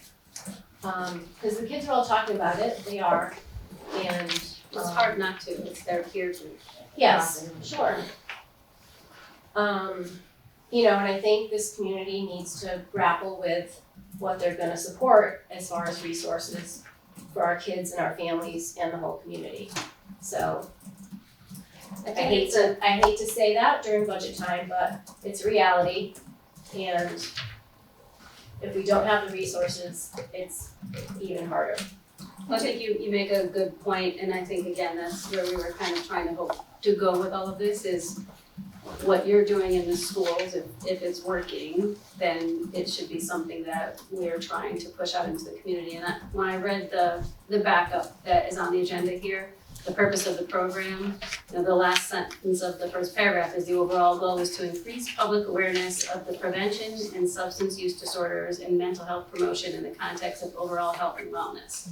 So what I think we all kind of struggle and grapple with is what the kids hear in school is not necessarily always what the parents get at home. What the parents are getting over here is not necessarily what they're getting at church or what they're getting from the coach. It's like, that's the part. It's the part, like the communication. Like, you can sit here and tell me, and I know from what you guys do, what you guys are doing. But if somebody who is in need at that time doesn't know, hey, I can go to the town to get that when they're out of school, they're not of school age, because let's face it, this isn't just a school age problem. They don't know where to go, then that's what we have to get better at, is how do we get the information out in a way that is easily consumable by the people who need it. So This is a much bigger conversation than what you can have absolutely, here. right, absolutely, and that's why we I wanted did have a to. group that got together a couple times and we were working on strategic prevention framework. things.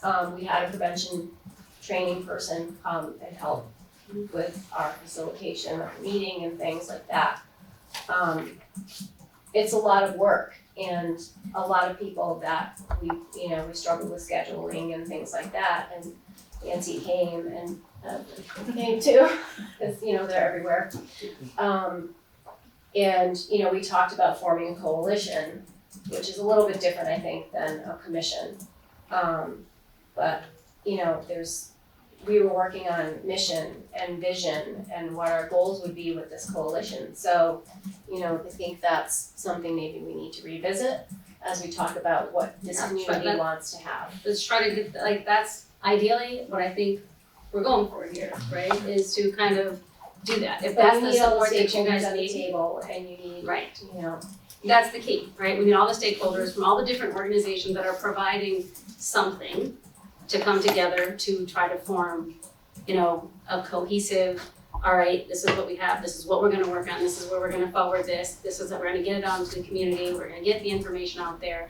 And I think that's where we're going. So I don't want anybody to think that like we're forming a commission that's gonna come in and say, you're not doing this right, and you're not doing that right, and you're not doing that right. We just wanna bring it all try to do together. that, and that's all time, like Karen, it's a lot of work. I mean, Yeah. just doing the day-to-day. It's a lot of work, I think it's a lot of work that we just have to commit to.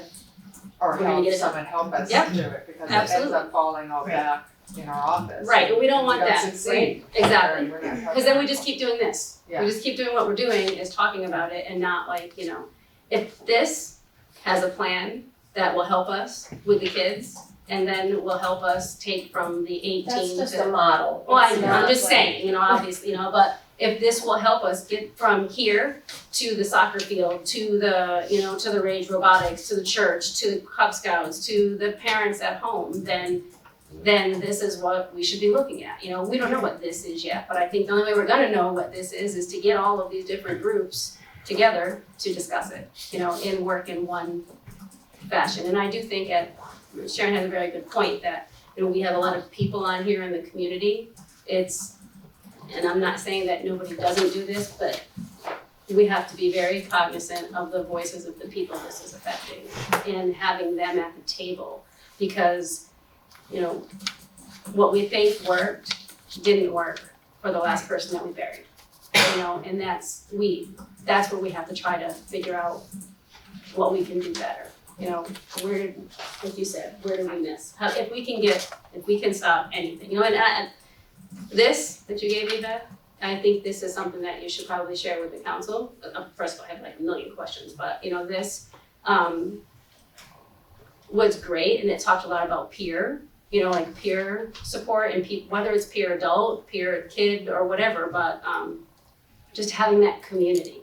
And again, this gets back to, community and our goals and everything else is we are all one community here, and we have to try to figure out how to kind of bring that together. So that's where we're looking. I think it's clearly established that this is a very difficult problem. Yes. And I think for me, forming a committee would at least give us a starting point to at least have some discussions around it and see if there's anything that can be done from a town council perspective.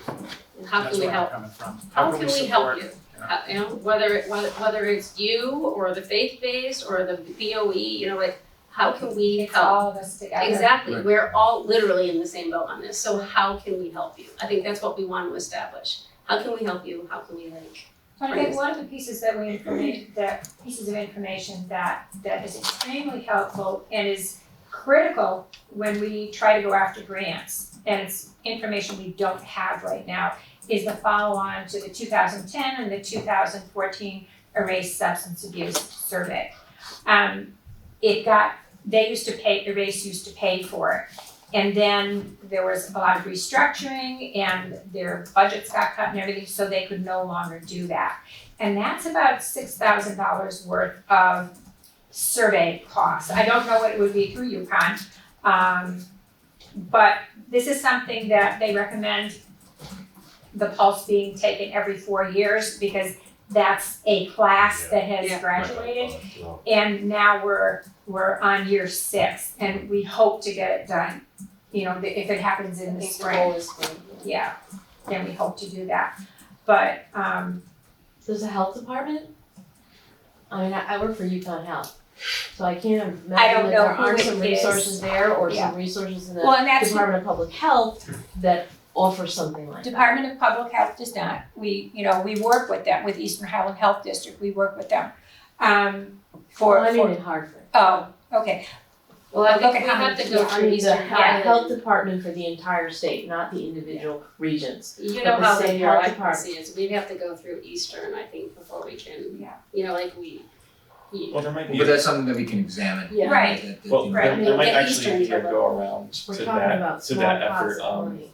because you mentioned surveys and that just reminded me that the state actually does run what's called the CT Kids Report Card. Yes. I don't know if that's still active and how much the data is up to date, but a lot of the indicators that you find there are related to child safety, child wellness, the ability to succeed, you know, a lot of factors that are socioeconomic that help drive youth away from leading to those issues.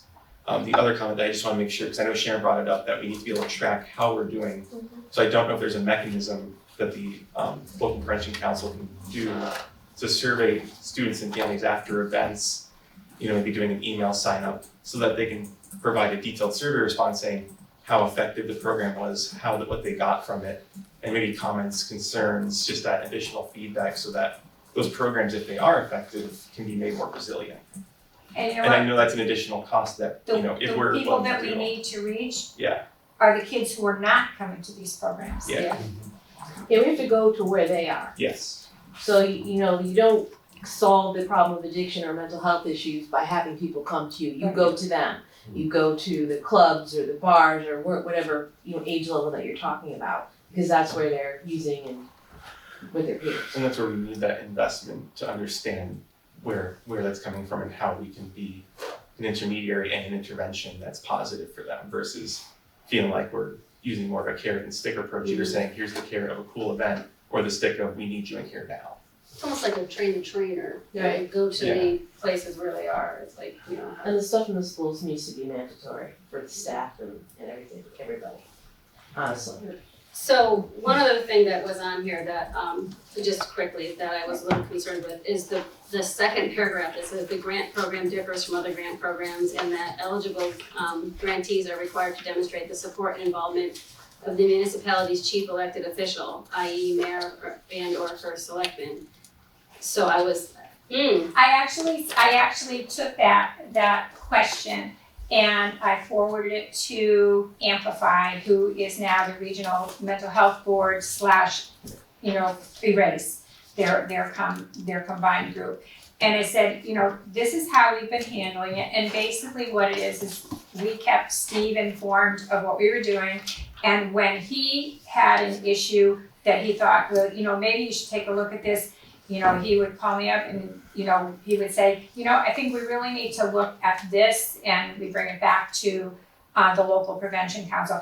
And that's how it went, is communication back and forth. And obviously we had to get the resolution passed, so we Yeah, I was gonna applied say, for the grant. yeah, because Steve's not the chief elected official, so.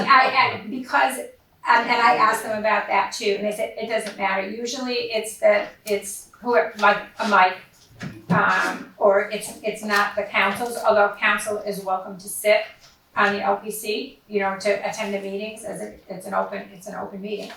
But I asked her that and said, you're meeting the requirements of the grant to do that. He says, it's just that every town is different in who's elected, who's appointed, who's hired, for how long. So he said it's, you know, since it's wording from the federal government, it doesn't trickle down into local politics. Well, consider us engaged. All right, There you go. excellent. Nancy, when are your meetings? Tomorrow Tomorrow morning, at 12:30. And how often do you meet? we meet about 5 times a year, depending on what events we have on. We may meet more often in subgroups if we're planning like an event or something. Our next meeting is tomorrow at 12:30 in conference room B. I Do you have the capability for people to phone in or Zoom the meeting? don't think so. What was the question? If we have the capability for Can people I, to can phone I in or Zoom. attend the meeting remotely from my office at Yeah, Farmington? yeah. I think there's a phone in there now. There's a Is there? We Which are one? so Which conference antiquated. were We you don't have meeting a in? conference line though. We don't have a conference line. Well, we could take it off the, do we have one here? Why Uh, can't we have a Zoom meeting on someone's laptop? Why can't? we'll work on it, we'll work on it, we, you know, take it like one step at a time here. Yeah, if we were to do something with video, we have to provide closed caption Caption. communication and Everything so else. We're bound by like that right there is Right, and being that's not our rules. broadcasted on public TV with everything else and that we can't just, Mhm. you know, Their meeting? they're part of, yeah, well, so we'll work on it. Do you get, do many, members of the community go to your meetings? It depends on what, yes, we've had members of the community go to the meetings. Usually they go because they're interested in an event. Okay. And then they will, you know, make sure that they know what's going on, offer their opinions or, you know, their comments about, you know, what's going on. And we have a lot of volunteers, from either, you know, the community, from town council sometimes, from, you know, from the churches. And one of the excellent things about having the faith community is they probably reach the largest number of people. And so that's, you know, we wouldn't reach those people if we didn't have the faith communities on the LPC. Would you ever consider having meetings, after working hours? I would lose all the people that are on my committee right now because they have so many other meetings, or they, you know, they work in town and they work in these areas that we need them to have contacts to get that information out and in, but they don't live in town. I don't live in town. Okay. Yeah, I'd love to go to a meeting tomorrow, but I can't. Okay. Well, I sent, I think in one of the, I gave Mike, the dates that we have the other two meetings for this year. We don't tend to meet in the summer, because I'm doing theater in the summer. Okay. Anyone else have anything? Thank you very much. Okay. Thank you for all the comments. But Thank you. Nancy, did we answer your question Yeah. about the directive of what we were looking at from the commission perspective? Yeah, I think so. All right, thank you. All right, that was a good conversation. 8.4, discussion on the regional performance incentive program and grant application. Great, so for this agenda item, actually, which is detailed on page 10 of 33 of your packets today, I put together sort of a pretty good summary, and I might just read a bit of it to you today, just because it captures a lot of the information. But basically, why this is on your agenda tonight is there's an opportunity for Tallinn to engage in a grant application through our Council of Governments, CROG, Capital Region Council of Governments, of which I'm a member, and several other people on town staff as well as I think some of you attend meetings from time to time. This particular grant is called the Regional Performance Incentive Program, RPIP. And what this round of grant funding for this year, which is being put out by the Office of Policy and Management, through which CROG is applying for the grants, they're focusing on various regional initiatives, which that's great because that actually lines up with some of our goals that we talked about. How do we regionalize, whether it's with other towns or also within our own town, between the town and the Board of Ed side. So there are 4 categories by which they're accepting grants this year, and those are region-wide planimetric data, which that's like GIS mapping, school municipal back office consolidation.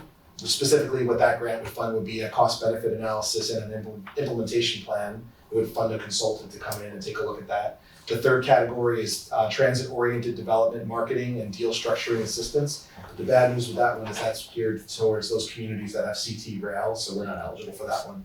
And then economic development consultant for 4 towns. The backstory on that one is that we actually had applied for that a few years ago and got turned down for it. So that's the grant we applied for the grant but ended up funding it ourselves to work with Coventry, Mansfield, and Bolton on a regional effort. But this year, there are 4 other towns that are applying for it. this is a competitive grant, so we're not guaranteed to win this grant if we apply for it, but it's definitely worth applying for to see what happens. So the two categories as detailed in your memos are pertinent to Tallinn are the region-wide planimetric data category and then the school municipal back office consolidation analysis. So let me just read a bit on that. So the one that I was hoping we can talk a little bit tonight would be the second one, which is the municipal school back office consolidation. The other grant, the planimetric data one, is a bit of a slam dunk because there's no town support, there's no subsidy for it. We would just apply for it and the grant would cover the full cost of that data. Heidi knows about that, so she's putting some wording together for that. But for the school municipal consolidation, there would be a town match for that. So there's something we have to budget for in the next fiscal year. So for this RPIP program, based on CROG's strategic planning survey that was conducted last year, this consolidation is an area of higher interest for many of CROG's members. Some other communities have already implemented consolidations of this sort. Many others are interested. So like I said earlier, this program would develop a cost-benefit analysis and an implementation plan for the participating towns. And it will be conducted by a professional consultant who will be chosen by a request for proposals process.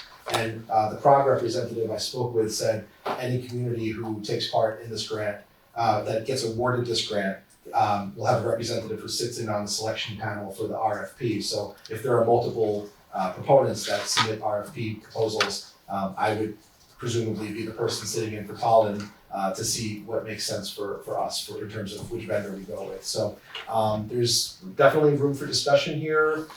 Just in general, the reason why this came up was I was made aware of it by CROG back in December. I figured it was something that was worth exploring since I've heard it from several counselors that we need to look at all opportunities for regionalization and increasing efficiency and effectiveness in the community. So at the end of the day, the consultant could recommend no change, they could recommend a partial change or some kind of full consolidation. So figured I'd leave that up for discussion. If you have any questions, please let me know. So at this point then, we're kind of, this is like what we're calling like our first pass at this. So this is the proposal for the grant that's out there. And I think from what I understand from Mike, all that we have to do is pass a town council resolution to say that we're interested in this and we can apply for the grant and move forward. Well, that's all good and well. At the same time, I think, we should probably get this information over to the Board of Ed, engage them. So I know Christine Griffin is here, she's the chair of the FFC. So I suggest after we have our discussion that we forward our discussion points over to the FFC and Dr. Willett, and then have them discuss the initiative. If you want to do it wherever. It should really go to Dr. Willett and then he will disseminate it to the committee, subcommittee. Okay, we can send it over. See if the board has any. Well, shouldn't it go to the chair first and then have it go through the chair? Actually, it should go from Mike to Walt. That's okay. I'll happily send it to Walt after we talk to him. So we'll send it over and then whether it's the FFC or a chair or whatever, however the Board of Ed handles it, they can discuss it on their side to see if they're also interested in it. But I think we need to discuss either way. Personally, I think it's a good idea. It's a grant that we have to put in minimal match for, and they're gonna have a professional consultant come and look at everything, and maybe they'll find something that is actually useful, and we can decide what to do with it. And it's worth noting too that the town in the past has looked at this in-house back in 2010 and 2015. I actually read a report that was written back in 2010 by Mike Wilkinson and Suzanne Waterhouse from the Board of Ed, or from the school department. So it's not a brand new idea, something we've looked at, but every once in a while it's good to kick the tires to see if there's room for improvement. And again, this would be done by a professional consultant. I assume there's actually an industry for this of consultants that look at these type of things, whether it's human resources or just efficiency and optimizational or organizational theory. I'm interested in having an outside consultant look at it because there's, their outside consultant, they're gonna look at it, do a whole CBA on it and come back and let us know if it's worth it or not, if it's working in other towns, or however it comes back. whatever they come back with, it gives us something to discuss and talk about and move forward with. I'm sorry, Mike, just one quick question. Sure. So on that report that was done in 2010 and 2010. what were the results of that? Yeah. Was there any, sorry. Oh, no, it's okay, and I don't mean to put Mike on the spot, I know he was one of the co-authors of it, but I did read it, I don't have it with me today, Right. but at the time, there were a lot of issues identified. Yeah, I know that was 10 years ago. Hindrances to it, such as where do you warehouse everybody? You'd have to, potentially move members from either one entity to the other to keep them under one roof. There's different softwares we use Munis on this side, the schools use different software. The reporting structure, you need a chief financial officer that sort of oversees both sides of the house. There's 2 different unions that are involved, but between the town and the school side. So there's various challenges, so at the end of the day, there was no change. That's fine. Okay. Thank you. But this is something that I we're was supposed to curious. look at Yeah, and give absolutely. us a CBA on it to say. Right. Which I think is good. And what's the minimum, what's the match on our end? So it's a 20% match, they've estimated that it's gonna be between 10 and 20,000, so between 2 and 4,000 match. So, anybody else have anything they wanna ask? So if we move forward with the resolution, would it be for all the proposals that have been presented inside there, including the metric and everything else, or? I think Yeah, there's, I would recommend obviously not acting tonight, I Yeah. would probably wanna bring this back on a future agenda. On page 17 of your packet, there's the draft resolution of what it would look like. It does include both of the plans. If you want more information on the planometric one, Heidi was going to work on it over the next week or so it would be part of the 28th packet. We weren't prepared for that one, that kind of snuck in at the last minute, but we were, we figured it would come back a second time anyway. But a singular resolution would cover both projects. And actually, the page prior on page 15 there, that's the sample that the clerk's office would fill that out and that we shoot that over to CROG and get it in motion. and Planometrics is a tool that they use in the planning area, so if, in this one here, there's no match or anything, so if we Correct. get a grant on that, then Yes. that'll help Heidi in the planning area quite a bit. Yeah, and Kurt, correct me if I'm wrong, that's something Heidi has talked about a couple times, getting that mapping. Especially when we were going over the POCD, it's something she's wanted done. That one to me is that's a easy, but I know Heidi did wanna come in and talk to us about it, so. Yes. Alright, so then I think at this time, if we're anything else to discuss, I think we forward our discussion points to Walt and then to the board that can talk about it.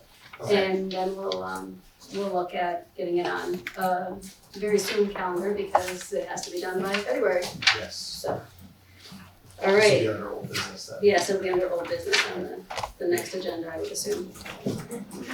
Alright, that gets us to 8.5, appointments to vacancies on various municipal boards. And before we go there, I put something out today on Facebook and I have 4 people message me about getting on open positions, so. Solid update in the Yeah. next month, I would We say. have, yeah. And I had 4 people reach out to me personally to say that they're interested in certain ones, so I'm hoping those names cross our desks. Yeah, no, it's definitely a good next step for Lou and I to meet, talking to a few people who have either reached out to us personally through the vacancies emails or have reached out to Mike and then Mike has forwarded the information on to both of us. I took advantage of the planning and zoning and having people last night and plugged this into people's information. So that's great. And there was an amendment, so there's. There is, that's, yeah, Okay, so there's 3 appointments tonight. yes. Yes. Do you have that? So there's Tallinn Water Library Advisory, and then there's the Inland Wetlands Commission. So there's Because we have to do this when we get to the minutes, but this is the, okay. So on page 19 has the names, and then also on the email has the other. Okay, so, Madam Chair, if you can entertain a motion to reappoint Thomas Rallo to the Tallinn Water Commission for a term of 1/31/20 to 1/31/2024. Appointment of Library Advisory Board member Kathy Wilcox, for a term of 11/6/19 to 11/8/2023, as well as Bob Ross to the Inland Wetlands Commission for a term of 1/14/20 to 11/3/2021 and that's a transition from an alternate to a member. Okay. Second. Any Was I supposed to discussion? say second? Yes, Okay. you got Thank you. I posed it Whatever you want, Bob. Thank you. Whatever you want. You beat me, good job. Thank you. Any discussion? Thank you. All those in favor? Aye. Any opposed? Any abstain? Motion passes. Yes, and thank you to all those who volunteer and all those who will be sending in requests to volunteer. All right, that gets us to 9. We have no old business. Report of the town manager. Okay. Mike, that's all you. So a couple of couple of past events and then also some upcoming events. So one thing that I didn't hear mentioned tonight was that the 2020 Census Complete Count Committee is up and running. Oh, I'm sorry. So, don't steal my thunder. We're all about the thunder tonight, all about the thunder. So our first meeting was on January 9th.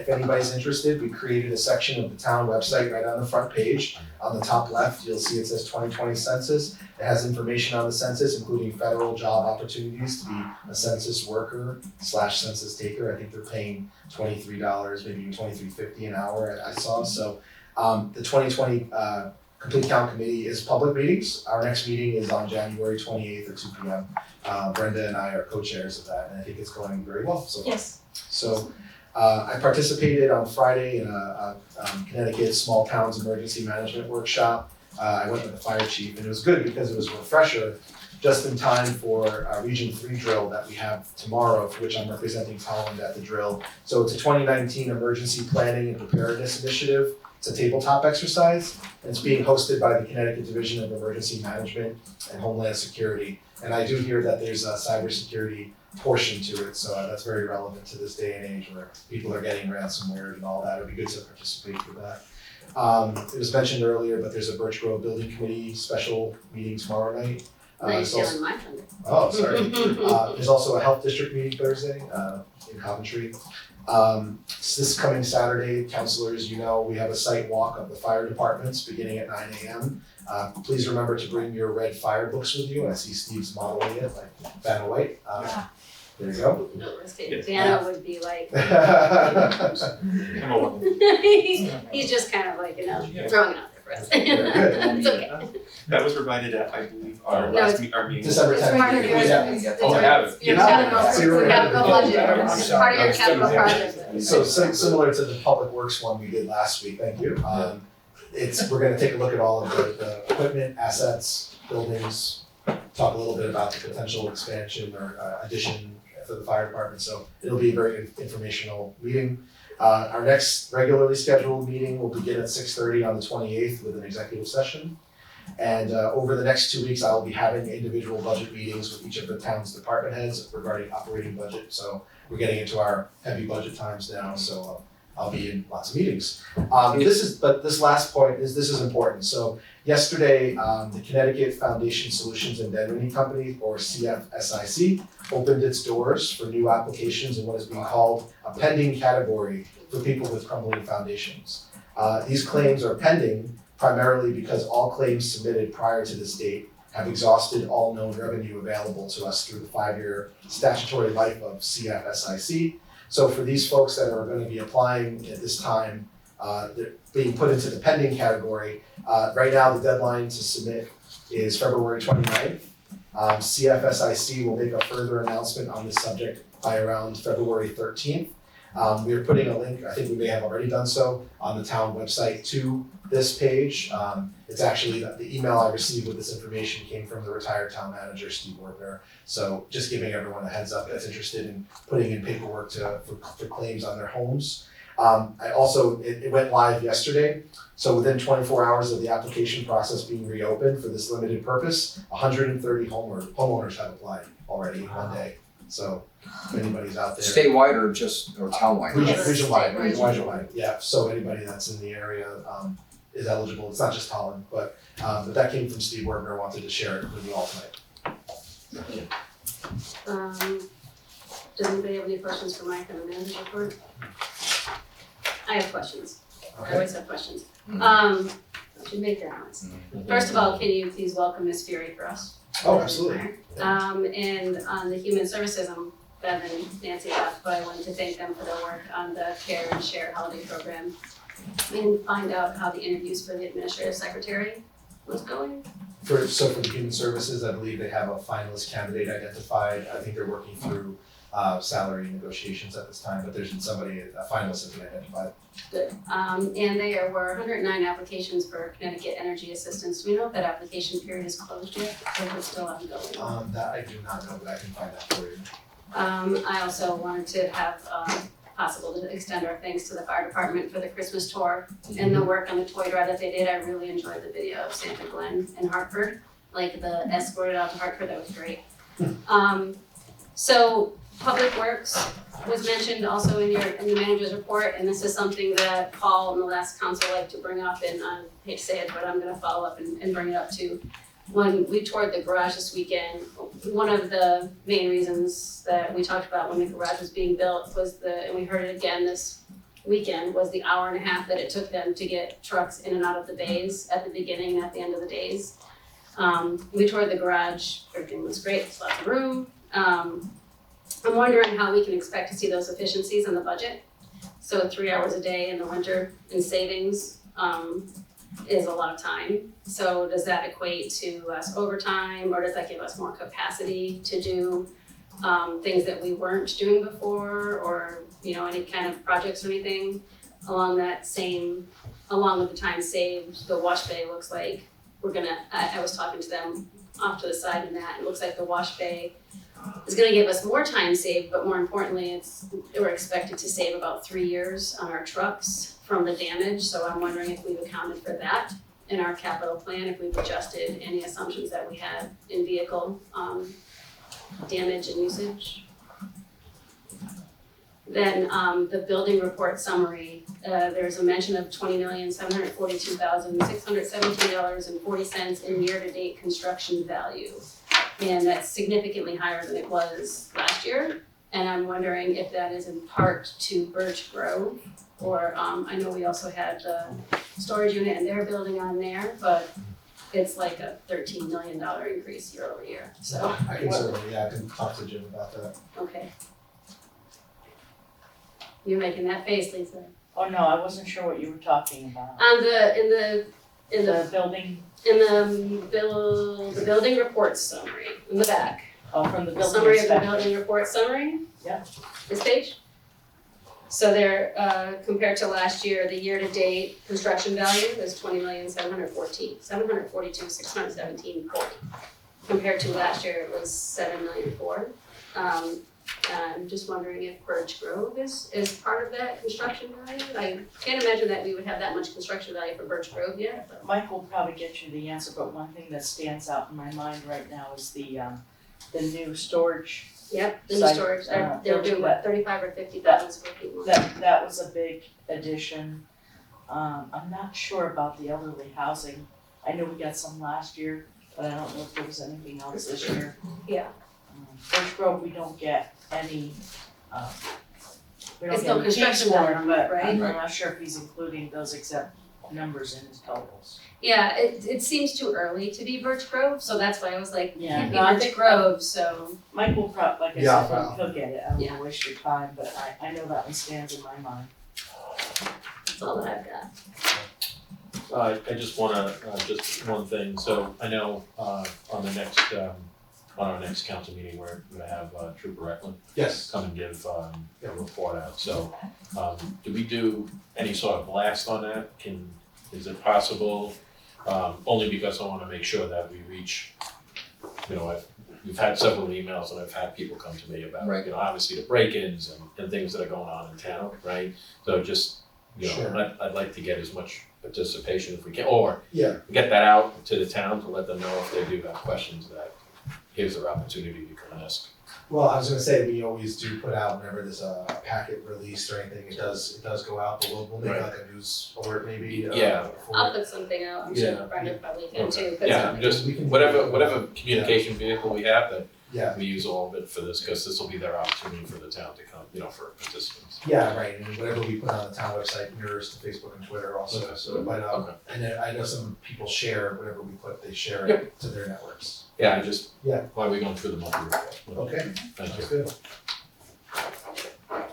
All right, that's it for report from town manager then, adoption of minutes, we have that, we have that. I didn't make a motion to adopt the minutes, let me scroll to the agenda. For December 8th, should we do them as a block or each as an individual? I think one needs an amendment, so you might want to. Okay, so yes, so I did get a motion to adopt the minutes from the December 10th meeting with an amendment that the council minutes need to be amended to reflect the correct date of the rules and procedures be December 10th, 2019 before they are approved. Second. Also, we have another appointment coming after the agenda. No, that was, you already did No, that that's one. right. You did that one? I did that one, yes, sorry. That's okay. I saw your pen come out, I was like, did I miss something? Okay, any discussion? All in favor? Aye. Any opposed? Abstained? Motion passes. So then a secondary motion, I entertain to adopt the minutes for the December 8th and January 6th special meeting minutes. Second. Any discussion? All those, those in favor? Aye. Any opposed? Abstained? Motion carries. Talking is hard. Correspondence to council, Brenda? We have a month of correspondence, so I'm going, I sort of put them into groups. The first one we received today, we had a resident, Nicole, request that in June of this year, we consider flying the rainbow flag for Pride Month. And I believe this is something that we may discuss after we go through all the minutes. We also received an email from a resident, Bruce, that was discussing the budget and how, what he feels about what he's been reading in the paper and has been hearing at the meetings. We received an email from a resident, Teresa, who was wondering if we would consider an additional pickup of recycling the week after Christmas, and I apologize, we just came out with the schedule. I didn't see if the schedule of our recycling and pickups corresponded with the week of Christmas or not. So that's something to probably look at. Yeah, the likely, but, yeah. Sorry. But Yeah. I'll put it to the side so that we can Okay. take a look at it. Okay. We also received two emails from a resident, Susan, discussing information for our Commission on Disability. She had been at one of our original meetings and was sharing more information with us concerning those. We have another resident, Mary, who is interested in helping if we do create the Commission on Disability. She's interested in volunteering, volunteer number one. We received emails from a resident, Veronica and Claudette, multiple emails from each of them about updating us on their wells. When appropriate, the information was passed on to Mike and Mike, who responded to those situations, those questions they had. And that looks like that was it. We really need to come up with a better thing than Mike and Mike. Okay. Squared. Mike, I was thinking about that, but Did you want to bring up either of those? not during communications, I don't think. Should we also be We can. recording any communications that were individually sent, because I had a few that were from Bob Rubino for the conservation, that's an after the. Well, we don't typically do like individuals, Yeah, but if we like, did individuals, we'd be here forever. right, like typically it's communication to council, so Yeah. like if. If it's the council email address. Yeah, Yes. That's right. I don't know if that, I think that, as like Brenda said, I probably don't wanna go there. So I think that gets me to what, chairperson's report. Okay, chair report. So I had my first chair hour, I had my chair hour on January 2nd. It was extremely well attended, as Mike can attest, we were pulling chairs from every room up here. I also had the Board of Ed chair, Ashley Lundgren there, and I wanted to thank her. It was great. We had a lot of people show up. Some were there for Board of Ed topics, some were there for town topics. All people were pretty much cross conversing. It was a really good night. We talked about a lot of issues. On the town side, we talked about the contaminated wells, we talked about development, we talked about inlands and wetlands. In the Board of Ed side, I'm sure Ashley will update everybody. I don't know if you guys have, you did have a meeting. Sure. Yeah, she already kind of went over that. The Board of Ed is meeting tomorrow. That's a community budget workshop. Cameron stole my thunder on that. The 22nd. Actually, my thunder. So, Let's just. alright, well then I'm here to support and prop you up there. You can So repeat them. I am repeating them, yes. So the Board of Ed has a community budget workshop tomorrow, and then on the 22nd and the 28th for budget meetings. I'm telling you guys, if you can go, you should go. It's the largest part of our town budget, and understanding the ebbs and flows of how the whole Board of Ed budget and plan works will assist you when it comes to budget conversations that we'll be having. So it's a good opportunity to go and listen and The learn. library? The workshop is at the library, and the Board of Ed meetings are both, I believe, well, one is the first, the regular one's here, but Karen, the 28th, is that at the library also?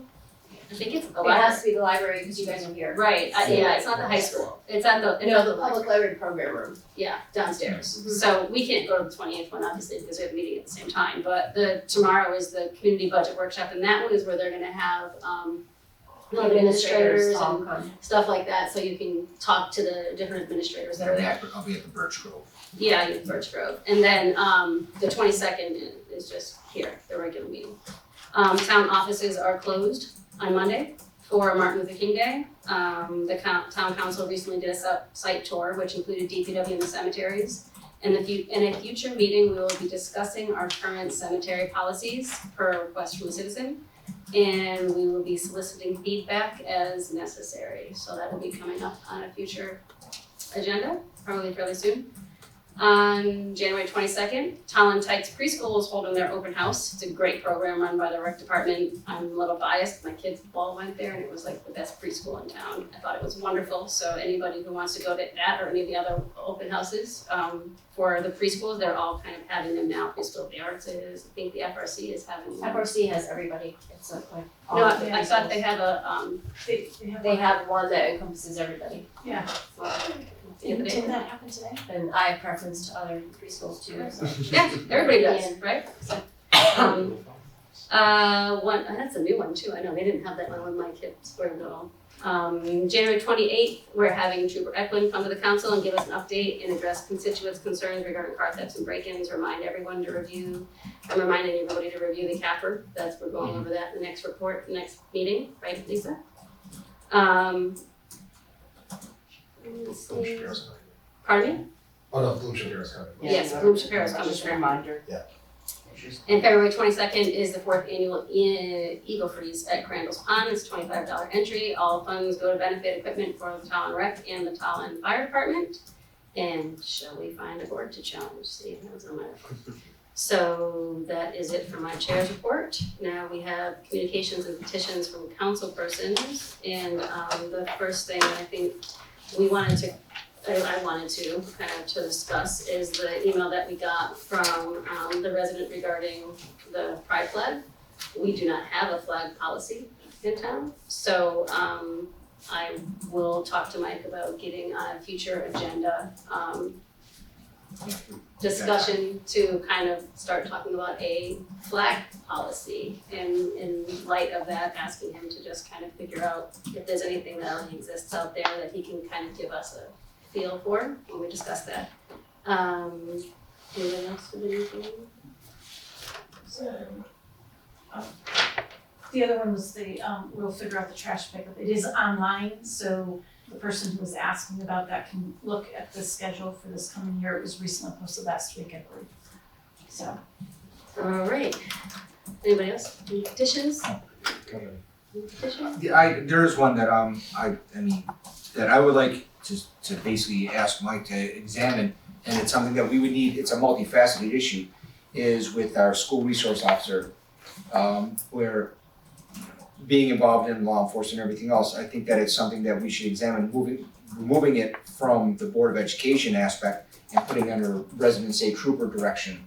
There's a lot of issues regarding it. I've talked to other schools, dealing with other schools within my jurisdiction, where it's under the town, under the law enforcement, not the Board of Education, because then there's basically a divided, is it more of a school officer or is it a law enforcement aspect of it? And so I'd like to examine that, at least broach that issue and see, have Mike at least talk to Superintendent Willett regarding that and possibly bring this up to the Board of Education for a discussion as far as transferring it from the Board of Education to the resident state trooper for supervision. Sorry, yeah, I believe he's already affiliated with the residential. I know, but he's paid by the Board of Education, through the Board of Education budget, and it's something that I think that should be brought out of Board of Education, budget as far as hiring and firing, and also, and be part of the, part of the resident state troopers program. Well, the school really should be involved in the hiring because it has to do with students and their special training that they have. Well, okay, so So- That's Mike, what I'm saying, that's yes, why I'm asking right, for so- an examination of it, so rather than like As a have council, you conversation. should be up to speed on that. So, anyway, back to the meeting here, communication petitions, we don't, whatever, so at this point, we'll talk about, we'll look at, try to figure out if we can get on a agenda, the history of what it is or whatever, and information from the Board of Ed, and we'll talk about it. It's a petition from a council person at this point, so. Right. Anybody else? Any other petition? If you don't mind me just sort of reiterating, it was a request from the foundation, when they provided their minutes to me, to just sort of reiterate the expense that they recently made. They just wanna make sure the council was aware that their goal, their mission is to support purchases and programs that enhance, not replace what the town budget should be covering. So that's where they have that issue in their bylaws, that if they are making purchases that are no longer seen as, in commonality, that are necessities instead of enhancements, that they could be at risk of legal action or losing potential benefactors because they're misappropriating funds. They did approve that funding, but they didn't want it to be seen as a precedent. Because it sort of is unprecedented that the 10 to 14-year-old computers that are sitting out there, which some, I think they said 4 to 6 are kind of on their last leg, were at that point funded by private resources. So it's just that evolving change of how libraries become more of a central multimedia center. With all the programs that the library provides that are electronic, like Ancestry.com, there's more, and my brain just blanked on what they were. This does seem like it's something that should be part of the library and not funded by, like you said, it seems like we're crossing the line. Well, Mike. Yeah, so that's for you, We'll on talk. that conversation, so. Yes, yeah. thank you, thank you for the petition, yes. All right, so no, going once, going twice, no more petitions. All right, public participation, no, you're done. Any subjected within the jurisdiction of the town council, 3-minute limit. Karen Moran, 50 Merle Way. I'm not gonna get up. I actually, there was somebody that sent an email about additional trash recycling pickup after the holidays, and I actually had sent that same email to the previous council. Yep. Tammy, you probably remember, and back and forth, you and Dave Scosluk about it, so you could probably pick up from there and Yeah, Get last that time it was, it didn't, it didn't correspond with the, Christmas, and to add one, there was like, it was like 12, it was like 12 or 14,000. It's significant. It's a lot. It was significant, but I didn't know if, I'm looking right now, so- while if this had come in earlier, while we're creating the schedule, if we were to make sure that I don't think it's a matter of like creating the schedule, again, I don't wanna like get into, Right. it's not supposed to be discussion back and forth, but yes. Well, Anyway. yes, thank you, Karen, I So remember, you had I that thought of discussion that. already. I did, yes. I thought of that when I saw that It's email. after the first week, everything. So It is. I just have to look it up on the website, so collection this year is 27th, 28th, 29th, 30th, and 31, so it's after Christmas this year. So that's good. I think the concern at Is the time actually- I sent it was that there's so much at that time. A Furniture. double Yeah. pickup Yeah. would be with Yes. between recycling and Right. boxes and all that. Can we address that with the second container? Well, No, we don't have to have the conversation now. Thank you, Karen, yes. It's out there. Yes, thank you. Anybody else? Any other? Go ahead, George. Well, I didn't say my Oh, name. I'm sorry. George Elbridge, Fish Game Road. I noticed we have a lot of reasons why we're gonna have less taxes this year.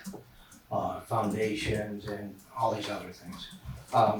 So my concern is, what are we doing about new business? We have to look at different things, a normal factories, things like that, they're just not coming to Connecticut anymore, let alone town.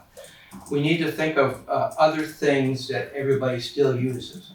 Why is it everybody else, all the other towns have New Cumberland Farms? Big buildings, big inventories. Ellington's building a new one, there's two in Vernon, there's one in Coventry going up now. Why does everybody else have at least one drugstore? We don't have a drugstore. Coventry has two, I have to go there because town doesn't have one. And across the street is a Walgreens, there's two major drugstores. Big buildings, big inventories, why don't we have one? Cracker Barrel, I go to Florida all the time because all my relatives are in Florida. So every 20 miles there's a Cracker Barrel. Why don't we have a Cracker Barrel? There's none in East Windsor and Sturbridge. So 20 miles or more. It's a perfect thing, we have a highway going through our town. Let's use this highway and get the people that are going through the town. Big building, restaurants are always full and it has a store. Another one that New Jersey has, all these buildings at all the gas, where you get gas. All of them have every fast food you can think of. Nice building, nice and clean. You walk inside, you get any kind of fast food you want. Why don't we have a building like that? Why don't we have a hotel? What's wrong with using our interstate and building stuff? We're not gonna have this pretty little town that we want in town. We're not gonna have this little village that time went by when they built up a Yukon. So we have to use our resources we have, and that is the interstate.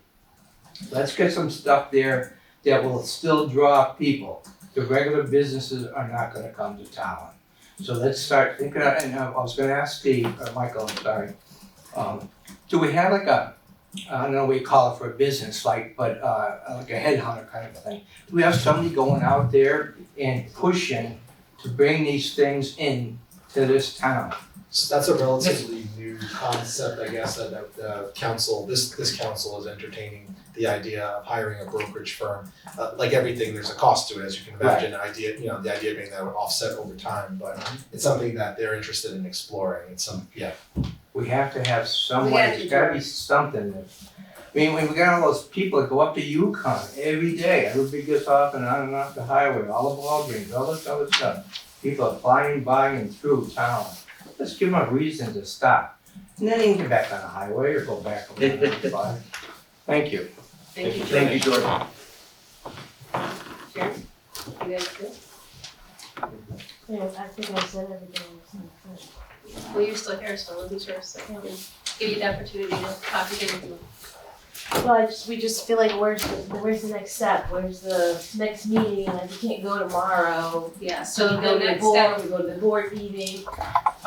I think at this point. We're ready to work and we don't know what I know, where to but place our energies. I know, that's the hard part, right? Yeah, I know you have a group and you guys are frustrated, I hear you, I absolutely hear you, I think we all hear you.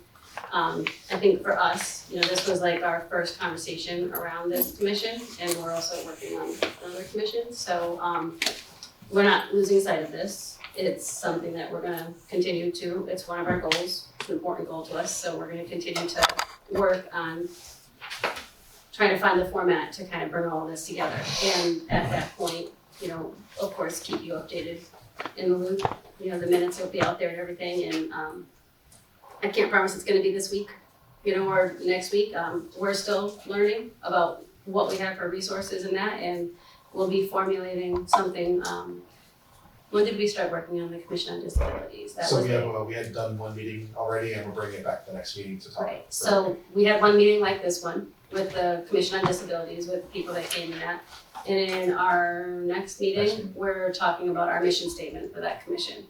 So, we only meet every 2 weeks, still a lot of stuff going on behind the scene, but, this will get another meeting coming up soon to talk about like what the mission statement for the Commission on Substance Use Disorder and Mental Health would be. And we start working. After we establish it, and then we start working, so we're getting there. So should we be looking for funding, free things to come to town that you wanna know about? I mean, Well, I think that's where we're gonna have all the people like in the room there, figure out what they're already doing, what they're getting, you know, what they're kind of working on. If you find resources and stuff or grants or anything like that, by all means, send them over, you know. You You can have a, contact us at any time. right, You don't have to wait and for a you have meeting. you have a unique opportunity because of where you work and what you're involved with from a professional perspective. So if you're hearing about things that are going on at UConn or state agencies or anything like that, absolutely. And I'll Can't be, have too much information. and I'll be looking at, I'll be reaching out to my partners, in law enforcement and seeing if there's any funding, DOJ, anything along those lines. There's safe neighborhood programs which actually fall into the purview of this, so, There's gotta be somebody at the state that knows about the opiate initiative and what funds the state of Connecticut got and what That's they're, on my list. what they're tripping them out to. That falls whether under the we get Department some of Mental Health and DEMIS, DEMIS. Department of Mental Health and Yeah. Substance Abuse. Yeah. And I know the state of Connecticut, I think I read they got $6 million from the federal government just to address, I know, just to address the opioid issue. Let us know if you hear anything. Yeah. You know, if you come across anything, please send it and keep in touch. We'll let you know like when it's gonna be back on the docket, you know, and I look forward to working with you. Especially given you focus on where the mission statement should be from. I know that in terms of the discipline commission that's being discussed, the members who were here at that meeting have sent suggestions and guidelines in areas in town, at least for disability services, where we're lacking and where we need to maybe provide more focus and understanding. So having your perspective on that, and if anyone else that you know in the community that's willing to provide that, helps build a stronger mission statement. Right, you know, like we're relying not just on our town staff, but public participation on this. So like Steve said, for the Commission on Disabilities, we've got a really active group of people who are involved in it and they're talking to us and sending suggestions and information and we're gonna try to incorporate that because this is not just our goal, you know, it's a community goal. So, you know, if you have something you'd like to see in there or suggestions or anything, we can kind of try to roll them all together. And also as that ball gets rolling, depending on what the formation of the commission is, it sounds like it's very clear that we should have parent and student involvement, so having those representatives and making sure that we're getting the right people aware of that opportunity to be involved, either attending the meetings or serving as a member of that commission.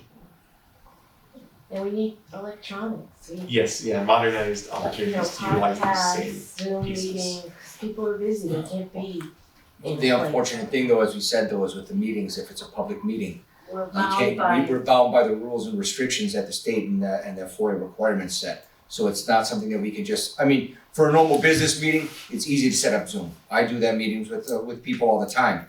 But when it's a public organization, a public agency, then, or public commission, So you're saying there's a cost associated with no, it's not a cost, it's a matter of. Literally We're- legislation. You can't have people just, Skyping in I know, so or- why don't or we do Zoom. that then? Why don't we have people get together and have it closed caption? So is there cost that's prohibiting that? Well, there's technology. rules, I'm there's not regulations, there's a lot of understanding things, I mean, it sounds like just having a meeting on it. We haven't tried it yet. Okay, Yeah.